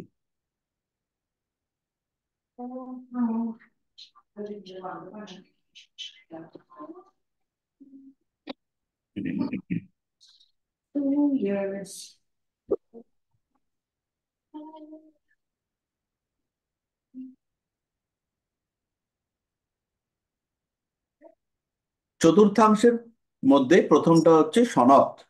সনত মানে হচ্ছে অদ্ভুত স্বভাব এবং চঞ্চল মতি। এরপরে রয়েছে সানন্দ। ইনি হচ্ছেন আনন্দপূর্ণ। ইনি হ্যাপি থাকতে পছন্দ করেন, বিলাসবহুল ক্যারেক্টার, বিশ্রাম, আনন্দ, গৃহ সুখ ইত্যাদি ইনি পছন্দ করেন। সনত কুমার হচ্ছে চিরস্থায়ী যৌবনযুক্ত। তাহলে এই ক্ষেত্রে চিরস্থায়ী যৌবনযুক্ত কি হবে? ওনার যে বাড়ি, ওনার যে ঘর, ওনার যে সুখ, এগুলো হচ্ছে গিয়ে একটু লং টেনিওর যুক্ত হবে, চট করে ব্যাপারগুলো শেষ হয়ে যাবে। সায়ন্তন, তিনি হচ্ছেন অনন্ত, তিনি কন্টিনিউয়াস। অর্থাৎ শেষ চতুর্থাংশে যদি দেখতে পাওয়া যায়, যদি শেষ চতুর্থাংশে দেখতে পাওয়া যায়, সেই ক্ষেত্রে শেষ চতুর্থাংশ হলে পরে সেই ক্ষেত্রে আমরা দেখতে পাবো যে ব্যাপারটা কন্টিনিউইটি অনেক বেশি, অর্থাৎ লং টার্মের জন্য থাকছে। যে গ্রহরা শেষ চতুর্থাংশে থাকবে তাদের রেজাল্ট হচ্ছে লং টার্মের জন্য। এছাড়াও আমাদের জৈমিনী অ্যাস্ট্রোলজিতে বলা হয়েছে যে গ্রহদের ডিগ্রি বেশি তাদের বলবত্তা বেশি। তো বেসিক্যালি ব্যাপারটা এরকম নয়, কিন্তু সায়ন্তন যিনি, তিনি হচ্ছেন অনন্ত। সনত কুমার, তিনি হচ্ছেন চিরস্থায়ী এবং তার ক্ষয় নেই। তার যেমন কার্ডটা কেনা হয়েছিল বা যেমন নেওয়া হয়েছিল সেইভাবেই সেটা চলছে। সানন্দ হচ্ছে আনন্দপূর্ণ, বিশ্রাম, রেস্ট, বিলাসিতা। একটা দামি ধরুন সোফা কেনা হলো, সেটার উপরে বসা হলো, খুব আরাম লাগছে। সনদ হচ্ছে অদ্ভুত স্বভাব এবং চঞ্চল মতি, যে আজকে এখন এখানে মন টিকছে, কিছুক্ষণ পরে আবার অন্য জায়গায় মন চলে যাচ্ছে। মানসিক অস্থিরতা, বাড়িতে ডিস্টারবেন্স, বাড়িতে অশান্তি, রেগুলার অশান্তি। আজকে ভালো কথা হচ্ছে, কালকে থেকে আর কথাবার্তা নেই।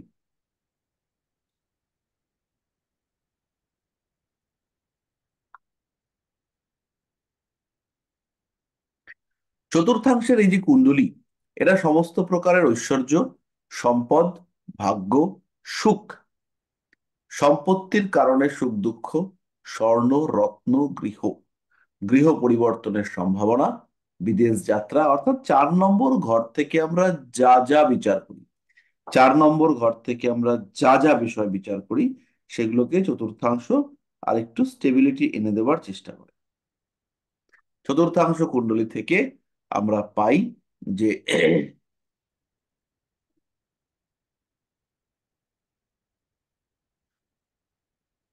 জায়গাটা যাতে কিছুটা, বা তার যে জায়গা, তার যে ক্ষেত্র, তার যে বাড়ি, তার যে বাহন, অর্থাৎ চতুর্থ ভাব নির্দেশিত সমস্ত রকম বিষয়গুলি।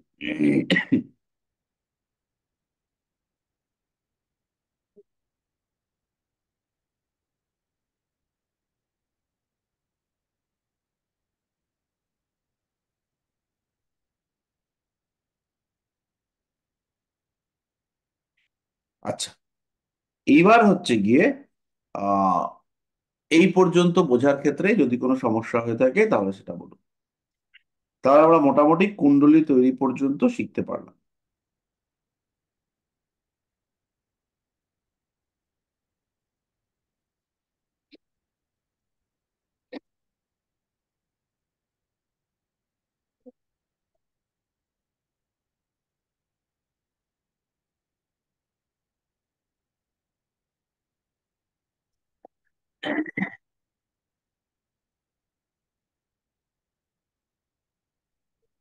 এবার একটু দেখুন চতুর্থাংশ কুণ্ডলীর বিভিন্ন ভাব থেকে আমরা কি বিচার করব। প্রথমেই হচ্ছে গিয়ে সম্পদের ব্যবহার, প্রথম ভাব থেকে। সম্পদের ব্যবহারের মাধ্যমে সুখ, আনন্দ, শোক, দুঃখ, পরিতৃপ্তি। টাকা পয়সা আছে, ব্যবহার করতে পারছি না। বাড়ি আছে, জমি আছে, অনেক দূরে যেতে পারছি না। দ্বিতীয় ভাব হচ্ছে সম্পদ তৈরি করবার জন্য সঞ্চয়। বাড়ি তৈরি করব, টাকা পয়সা জমাতে পারবো কিনা, রেখে লাভ হবে কিনা, রাখলে পরে আয় করতে পারবো কিনা, দ্বিতীয় ভাবের সাথে একাদশ ভাবের সম্পর্কে জাতক সহজেই টাকা জমিয়ে বাড়ি কিনতে পারে। আবার 2, 8, 11 যদি হয়, দ্বিতীয়, অষ্টম এবং একাদশ যদি সম্পর্ক থাকে, তাহলে সেই জাতক অবশ্যই লোন করে বাড়ি তৈরি করবে এবং বাড়ির অধিকারী হবে।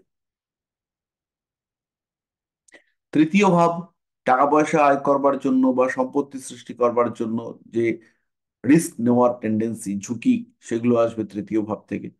অন্যের বাড়ি পরিবর্তন, ভাড়া বাড়িতে থাকে, সেই বাড়ি পরিবর্তন, সেটা হচ্ছে তৃতীয় ভাব। ঝুঁকি নেওয়ার টেন্ডেন্সি, সেটা আমরা বললাম। 4 নম্বর ঘর হচ্ছে স্থাবর এবং অস্থাবর সম্পত্তি এবং একটা পূর্ণতা, একটা কমপ্লিটনেস। 4 নম্বর ঘরটা হচ্ছে বাড়িটা কেমন হয়েছে, কতটা হয়েছে, আদৌ বাড়িটা ধরে রাখতে পারবে কিনা, স্টেবিলিটি কতটা, এগুলোকে ইন্ডিকেট করে। 5 নম্বর ভাব হচ্ছে সুখ, শান্তি। বাড়ি তৈরি করেছে, ওফ কি দারুণ বাড়ি বানিয়েছি, নিজের বাড়ি দেখে যে আমি বানিয়েছি, এটা এই যে ফিলিংস, এই যে গর্ব, সেটা হচ্ছে গিয়ে 5 নম্বর ভাব দেবে। 6 নম্বর ভাব হচ্ছে সম্পদের বিভাজন, শত্রুতার কারণে ক্ষতি হওয়ার টেন্ডেন্সি।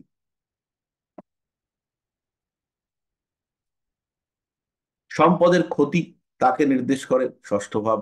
7 নম্বর ঘর ইন্ডিকেট করে সম্পদের বহিঃপ্রকাশ, সম্পদ বৃদ্ধি করবার প্রচেষ্টা, জনসাধারণের প্রতিক্রিয়া। 7 নম্বর ভাব ইন্ডিকেট করে সম্পদের বিনিময়, বিবাহের মাধ্যমে কোনো সম্পত্তি পাওয়া যাবে কিনা, কিংবা পার্টনারশিপের মাধ্যমে এই ধরনের যে ইমুভেবল যে প্রপার্টি অ্যাসেট, সেগুলোর মধ্যে কোনো পরিবর্তন আসবে কিনা। 8 নম্বর ভাব নির্দেশ করে সম্পদের হানি, নাশ, বাড়ি চলে যাওয়া। বাড়ি ছিল, বেচে দিতে বাধ্য হলাম, কেন বাধ্য হলাম সেটা আমরা চতুর্থাংশ কুণ্ডলী থেকে পাবো। তবে এই ক্ষেত্রে চতুর্থাংশ কুণ্ডলী থেকে যেমন সম্পদ দেখবেন, তার সাথে সাথে সুখ, মানসিক শান্তি, তৃপ্তি, 4th হাউস, সেটা খুব ভালো করে দেখতে হবে। 9 নম্বর ভাব ইন্ডিকেট করে সেবামূলক দান। 9 নম্বর ভাব ইন্ডিকেট করে ভাগ্যের মাধ্যমে প্রাপ্তি। 9 নম্বর ভাব ইন্ডিকেট করে ধর্মীয় সম্পদ।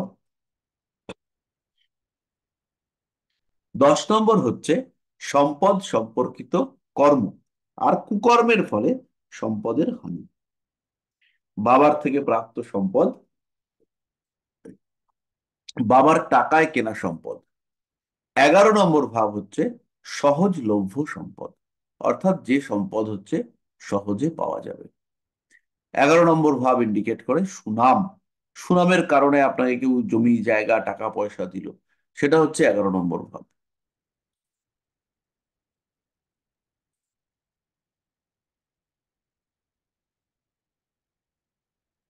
12 নম্বর ভাব হচ্ছে সম্পত্তির ব্যয়, নাশ এবং সুখের শেষ বা সুখের হানি। 12 নম্বর ভাব ইন্ডিকেট করে সম্পত্তির বিনিময়, সম্পত্তি দিয়ে দেওয়া, সম্পত্তির হস্তান্তর, টাকা পয়সা ধরে রাখা যাচ্ছে না কোনোভাবেই।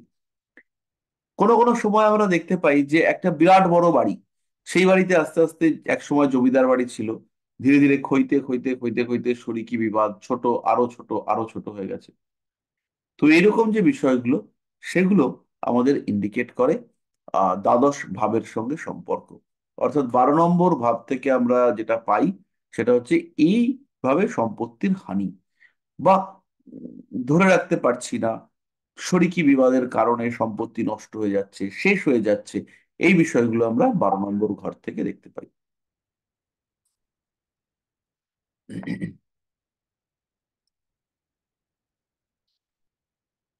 তো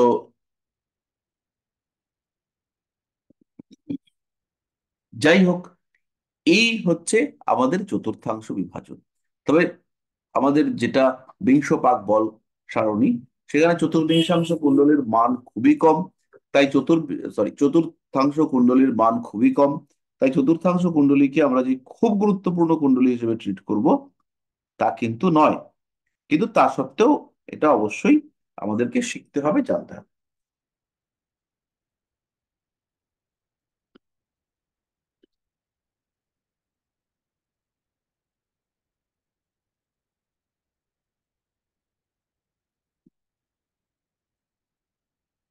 আচ্ছা,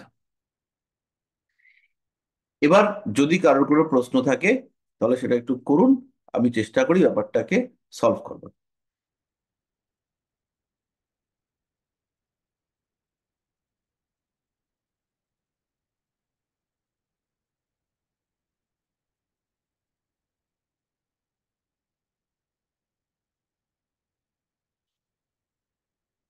কারোর যদি কোনো প্রশ্ন থাকে তাহলে একটু বলুন।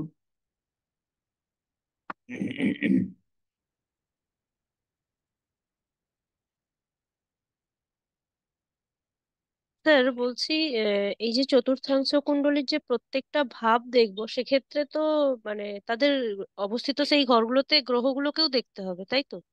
হ্যাঁ। ওকে, থ্যাংক ইউ স্যার।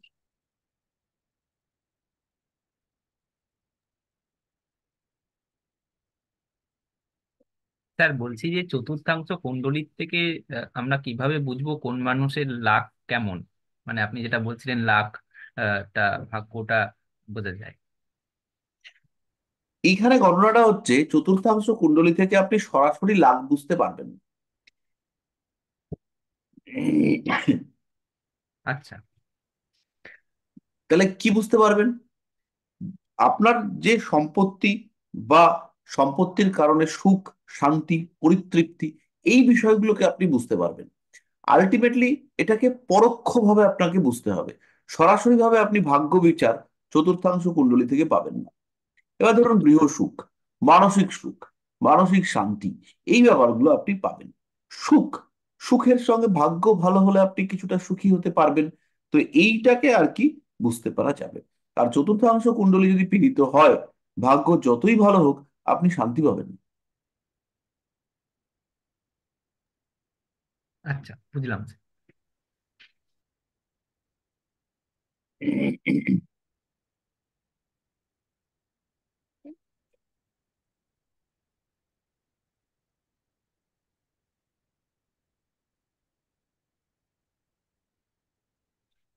আর কারোর কোনো প্রশ্ন?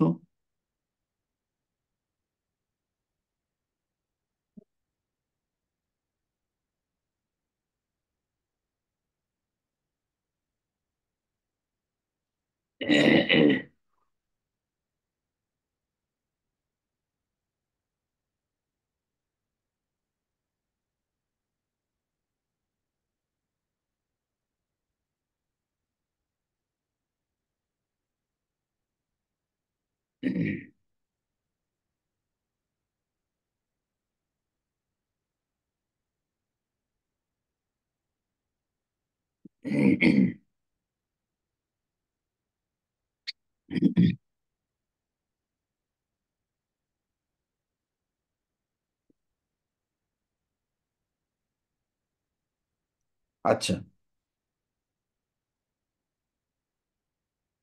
আর কারোর কোনো প্রশ্ন?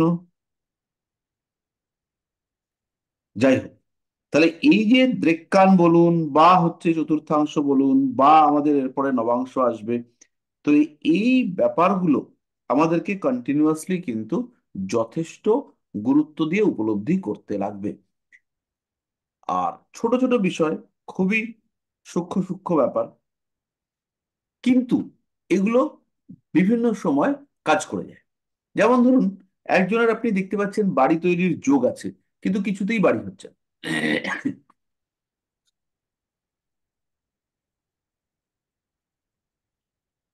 তো দেখলেন যে চতুর্থাংশ কুণ্ডলিতে লগ্নপতি নিচস্থ, আর হচ্ছে লগ্নে রাহু বসে আছে।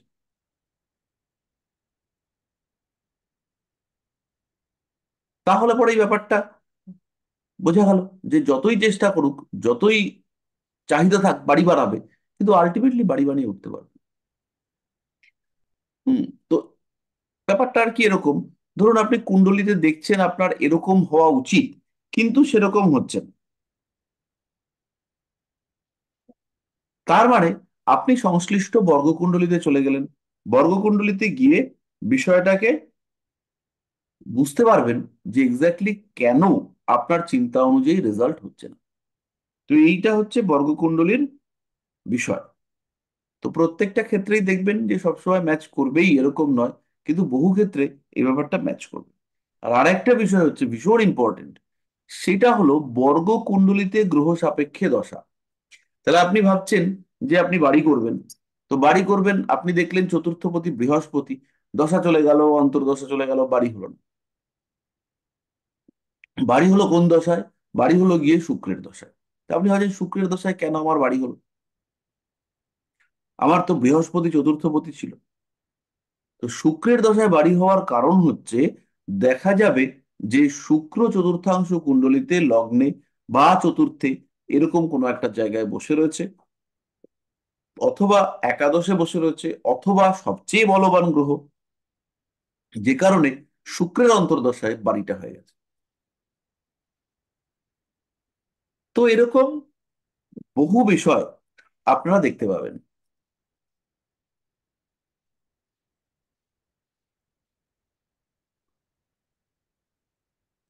বহু প্রশ্ন যেটা নর্মালি উত্তর পাওয়া যাচ্ছে না, সেইটা কিন্তু আপনি এইখান থেকে উত্তর পাবেন।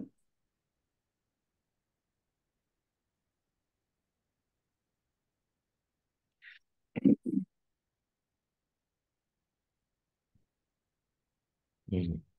কারোর কোনো সমস্যা?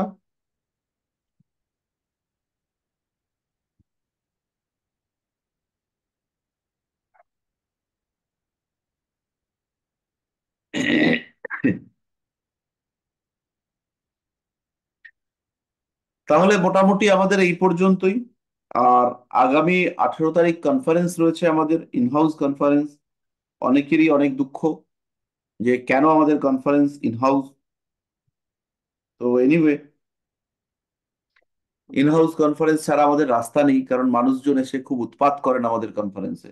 এবং যতটুকু যা অল্প বিস্তর শেখার চেষ্টা করি কনফারেন্সে গিয়ে, যে নিজেদের কনফারেন্সে অনেকে অনেক কিছু বলবে, তো সেইগুলো শিখবার যে চেষ্টা করি, সেটা তারা আর কি নষ্ট করে দেন। বিভিন্ন লোক এটা ওটা সেটা বিক্রি করতে চান। তো আমাদের কনফারেন্সটা মূলত শিক্ষামূলক হয়, একটু আলাপ আলোচনা পরিচিতি এসবের সঙ্গে সঙ্গে কিছু জ্ঞান, কিছু প্র্যাকটিস ওরিয়েন্টেড কথা। সবারই এই বৃদ্ধ বয়সে এসে আমাদের দু পয়সা আয় করতে ভালো লাগে। কাজকর্ম, ঠাট্টা তামাশা এগুলো আমরা ছোট বয়সে করে এসেছি। তো এই বয়সে এসে একটু আয় উন্নতির কথা শুনতেই ভালো লাগে, যে কনফারেন্সে কিছু পাবো। তো আমরা দেখেছি যে বাইরের মানুষদেরকে ডাকলে পরে কিছু পাওয়া তো যাই না, বরঞ্চ কিছু চলে যায় নিজেদের থেকে। তাদের কাছ থেকে যে সমস্ত বস্তা পচা বক্তব্য আমরা পাই, সেই বক্তব্যগুলো, সেগুলো হচ্ছে গিয়ে বড় কষ্ট হয় নিতে। হুম, তো সেই কারণে আমরা আহ, নিজেরাই করে ফেলছি। বাকিদের ক্ষেত্রে সমস্যাটা যেটা হয়, যে ওনাদের নিজেদের যদি বলে যে শুধুমাত্র আমাদের স্টুডেন্টদেরকে নিয়ে কনফারেন্স করব, তাহলে দেখতে পাওয়া যাবে যে 20-25টির বেশি লোক হচ্ছে না। লোক ভরানোর জন্য বিভিন্ন জায়গা থেকে বিভিন্ন সময় লোক ডাকতে হয়। তো আমরা সেটা করতে পারছি না। আমাদের আমাদের ছোট ঘরে প্রোগ্রাম, তাই আমাদের নিজেদের ছাত্রছাত্রীদেরকে নিয়েই আমরা পারি না। ছাত্রছাত্রী বলবো না, কোল আর্নার বলবো, সহ শিক্ষার্থী, তাদেরকে নিয়েই আমরা আর সামলাতে পারি না। তো এবার তার জন্য কি হয়, আমরা আর বাইরের লোকেদের নিতে পারি না। তার জন্য অনেকেই দুঃখ পান কেন আমরা ডাকি না। তাদের জন্য আমরা একটা প্ল্যান করেছি। আমরা শীতকালে একটা কনফারেন্স করব, যেটার মধ্যে শুধুমাত্র থাকবে ওই বাইরের লোকেদের বক্তব্য। বাইরের লোকেদের ডাকবো, একটা করে মালা পরিয়ে দেবো, একটা ফুলের বুকেও দেবো, আর সঙ্গে কিছু ইয়েও দিয়ে দেবো, ফল টলও দিয়ে দেওয়ার একটা পরিকল্পনা রেখেছি। বা একটা চাদর দিতে পারি, ওইটুকুই দেব। কিন্তু কোনো সার্টিফিকেশনের মধ্যে যাব না। সবাই তাদের মতন বক্তব্য রাখবেন। সকাল থেকে শুরু করে দুপুর পর্যন্ত প্রোগ্রাম হবে। তারা আসবেন, বক্তব্য রাখবেন, আমরা সংবর্ধনা দেব, দিয়ে বাড়ি চলে আসবো। তো এই ক্ষোভ, খেদ, দুঃখ, এই ব্যাপারগুলো আমরা আর রাখবো না। তো এরকম একটা পরিকল্পনা ভাবা হয়েছে, যেটা হচ্ছে গিয়ে আগামী সেপ্টেম্বর বা অক্টোবর মাসে করার চেষ্টা করা হবে। কিন্তু ঘটনাটা হচ্ছে, 18 তারিখ আমাদের প্রোগ্রাম। তো যারা যারা আমাদের নিজেদের মধ্যেও অনেকে আর কি আসতে গিয়ে দেখা যাচ্ছে সমস্যা হচ্ছে। তো এরপরেও যদি কেউ মনে করেন যে আসবেন, মোটামুটি আমরা ফেব্রুয়ারির 5 তারিখ পর্যন্ত ব্যাপারটাকে কন্টিনিউ করব, মানে 5 তারিখ অবধি আমরা লোকজনকে নিতে পারবো। তারপর আমাদের ওই সার্টিফিকেট, মেমেন্টো এই সমস্ত বানাতে হবে। তাই জন্য আমাদের এই কাজগুলোকে, মানে নেওয়া, নতুন করে লোক নেওয়া স্টপ করে দিতে হবে। তো তো এটা তো কিছু করার নেই। তাই যারা এখনো পার্টিসিপেট করেননি, করবেন ভাবছেন, তারা মোটামুটি 5 তারিখের মধ্যে করে ফেলবেন, না হলে আর নেওয়াটা খুব মুশকিল হয়ে যাবে। তো যাই হোক, আজকে আমাদের পড়াশোনা এই পর্যন্তই থাক। আমাদের নেক্সট ক্লাসে আমরা আশা করছি সপ্তাংশ আর নবাংশ কুণ্ডলিতে প্রবেশ করতে পারবো। নবাংশটা হলে তারপরের গুলো আর অতটা ইম্পর্টেন্ট কিছু নয়। তারপরে D24টা একটু ইম্পর্টেন্ট রয়েছে, D24, D30 এই দুটো ভীষণ ইম্পর্টেন্ট। তারপরে আমরা তাড়াতাড়ি D60 চার্টে চলে যাব। আমরা খুব বেশি আর কি ডিলে করব না, মোটামুটি 4 থেকে 5 দিন আমরা এই বর্গকুণ্ডলী করব। তো সপ্তাংশ কুণ্ডলী এরপরে আসবে, ওটা খুব ইম্পর্টেন্ট, কারণ ওটা বাচ্চাদের সঙ্গে সম্পর্কিত। নবাংশ কুণ্ডলী, ওর তো গুরুত্বের শেষ নেই, ওখানে পুষ্কর নবাংশ আছে বা আহ 64তম নবাংশ রয়েছে। এইগুলো আমাদেরকে জানতে হবে, না হলে গন্ডগোল হবে। তো এইগুলো করে আমরা এগোবো। আর আশা করছি আর 3টে ক্লাসে আমাদের এই ডি চার্ট গুলো শেষ হয়ে যাবে। আর আপনাদের যদি এগুলো নিয়ে কোনো প্রশ্ন আসে, বুঝতে সমস্যা হয়, একটু গ্রুপে লিখে দেবেন, আমরা যতটা সম্ভব চেষ্টা করব ততটা করে দেবো। তাহলে আজকে এই পর্যন্তই থাক। আমরা একটা জিনিস বলি, সেটা হচ্ছে রিসেন্ট আমি বাংলাদেশ থেকে ঘুরে এলাম। আমাদের সঙ্গে এখন রুবেল বাবু রয়েছেন। রুবেল বাবু আমাদের চট্টগ্রাম সফরে একদম সফর সঙ্গী ছিলেন, আর কন্টিনিউয়াসলি সাপোর্ট দিয়ে গেছেন যে যাতে আমার কোনো রকম অসুবিধা না হয়। সেখানে এক ভয়ঙ্কর পরিস্থিতি সম্মুখীন হয়েছিলাম, অসংখ্য ছক দেখতে হচ্ছিল। তো সেই সমস্ত ছক দেখা, হাত দেখা, প্রেডিকশন করা, এই সমস্ত করতে হয়েছে। তো সেখানে রুবেল বাবু তিনি আর কি ব্যাপকভাবে সাপোর্ট দিচ্ছেন, তার জন্য ব্যাপারটা অনেক সহজ হয়েছে। তো রুবেল অসংখ্য বাবু ধন্যবাদ স্যার। বাংলাদেশের অভিজ্ঞতা নিয়ে কিছু বলতে পারেন, অল্প কিছু। স্যার সবচেয়ে আমার কাছে সবচেয়ে ইন্টারেস্ট লেগেছে স্যার, ওই যে আপনি পাম স্ট্রি দেখে যে বিষয়টা আইডেন্টি করলেন যে একটা বাচ্চা মারা গেছে কিনা, সেই বিষয়টা আমার কাছে সবচেয়ে ইন্টারেস্ট লেগেছে। উনি তো কথা বলার পরে শাশুড়ি যে যে চোখের দিকে তাকিয়ে থাকলো বৌমার, সেটাই আমি ফলো করতেছি শুধু এগুলা। আর বিশেষ করে যে বক্তব্যটা দিয়েছেন স্যার, খুবই খুবই খুশি হয়েছে, বলার বিষয় না। আর স্যার আমিও আমার জীবনে, আপনি তো ওখানে নতুন আসলেন, আমিও নতুন গেলাম, কিন্তু এত যে আদর আপ্যায়ন পাবো আমরা কোনোদিন স্যার আপনার ক্ষেত্রেও আমি কোনো সময় দেখিনি স্যার। প্রথমবার দেখলাম এই জল সম্প্রদায়ের মধ্যে এত যে ভক্তি, এত যে শ্রদ্ধা, মানে বলার বিষয় না স্যার। মানে ভক্তির এতটাই বেশি ভক্তি ছিল যে ধরুন 10 মিটার রাস্তা হেঁটে যাব, সেটা হেঁটে যেতে পারছি না, এত প্রণামের ঠেলা। আর সে স্যার প্রণাম যে সে প্রণাম নয়, সে মানে পা জড়িয়ে ধরে পা দুটো রেখে আসতে পারলে ভালো হতো, এরকম প্রণাম। আর সে রান্নাও হচ্ছে কি সাংঘাতিক রান্না। আচ্ছা বক্তব্য স্যার একটা এখানে রেখেছিলাম, কি রেখেছিলাম সে তো আমার মনে নেই। মানে ওই টেনশনের মধ্যে অত লোক একটা স্টেজের উপরে আমাকে বসিয়ে দিয়েছে, তো একা স্টেজে বসে বকবক করে যাচ্ছি, কি বলেছি কতটা বলেছি বুঝতে পারছি না। লোকজন শুনছিল মোটামুটি, কতটা উৎসাহ ছিল জানি না। তারপরে নামার পরে এক ভদ্রমহিলা বললেন যে আপনি একটা গান করলেন না তো। এক ভদ্রমহিলা তিনি বললেন আপনি একটা গান করলেন না তো, মানে উনি এসেছিলেন গান শুনতে। স্যার উনি বোধহয় আপনার ফেসবুক দেখেছেন যে আপনি কি কি করতে পারেন আর কি কি পারেন না। না, স্যারের সাথে একজনের সাথে সাক্ষাৎ হয়েছিল। উনি যেখানে স্যার যেখানে গেছে সেখান থেকে অন্তত পক্ষে 20 20 হতে 25 কিলোমিটার দূরে। ওইখান থেকে স্যারের ইউটিউব দেখে স্যারের সাথে যোগাযোগ করতে এলো, এবং উনি ইউটিউব দেখে স্যারের সামনে গিয়ে বললো আমি আপনার ফলোয়ার, ইউটিউব দেখি আমার হাতটা দেখেন। এখন স্যারের তো মহা মুশকিল, এই স্যারের কাছে স্যারে এমনি মাথা কামড়াচ্ছে আর ওষুধ খাচ্ছে, এমনই অবস্থায় স্যারকে সবাই জড়িয়ে ধরলো, এই আমার হাতটা দেখেন আমার হাতটা দেখেন, স্যার তো একদম মাথা পাগল হয়ে গেছে।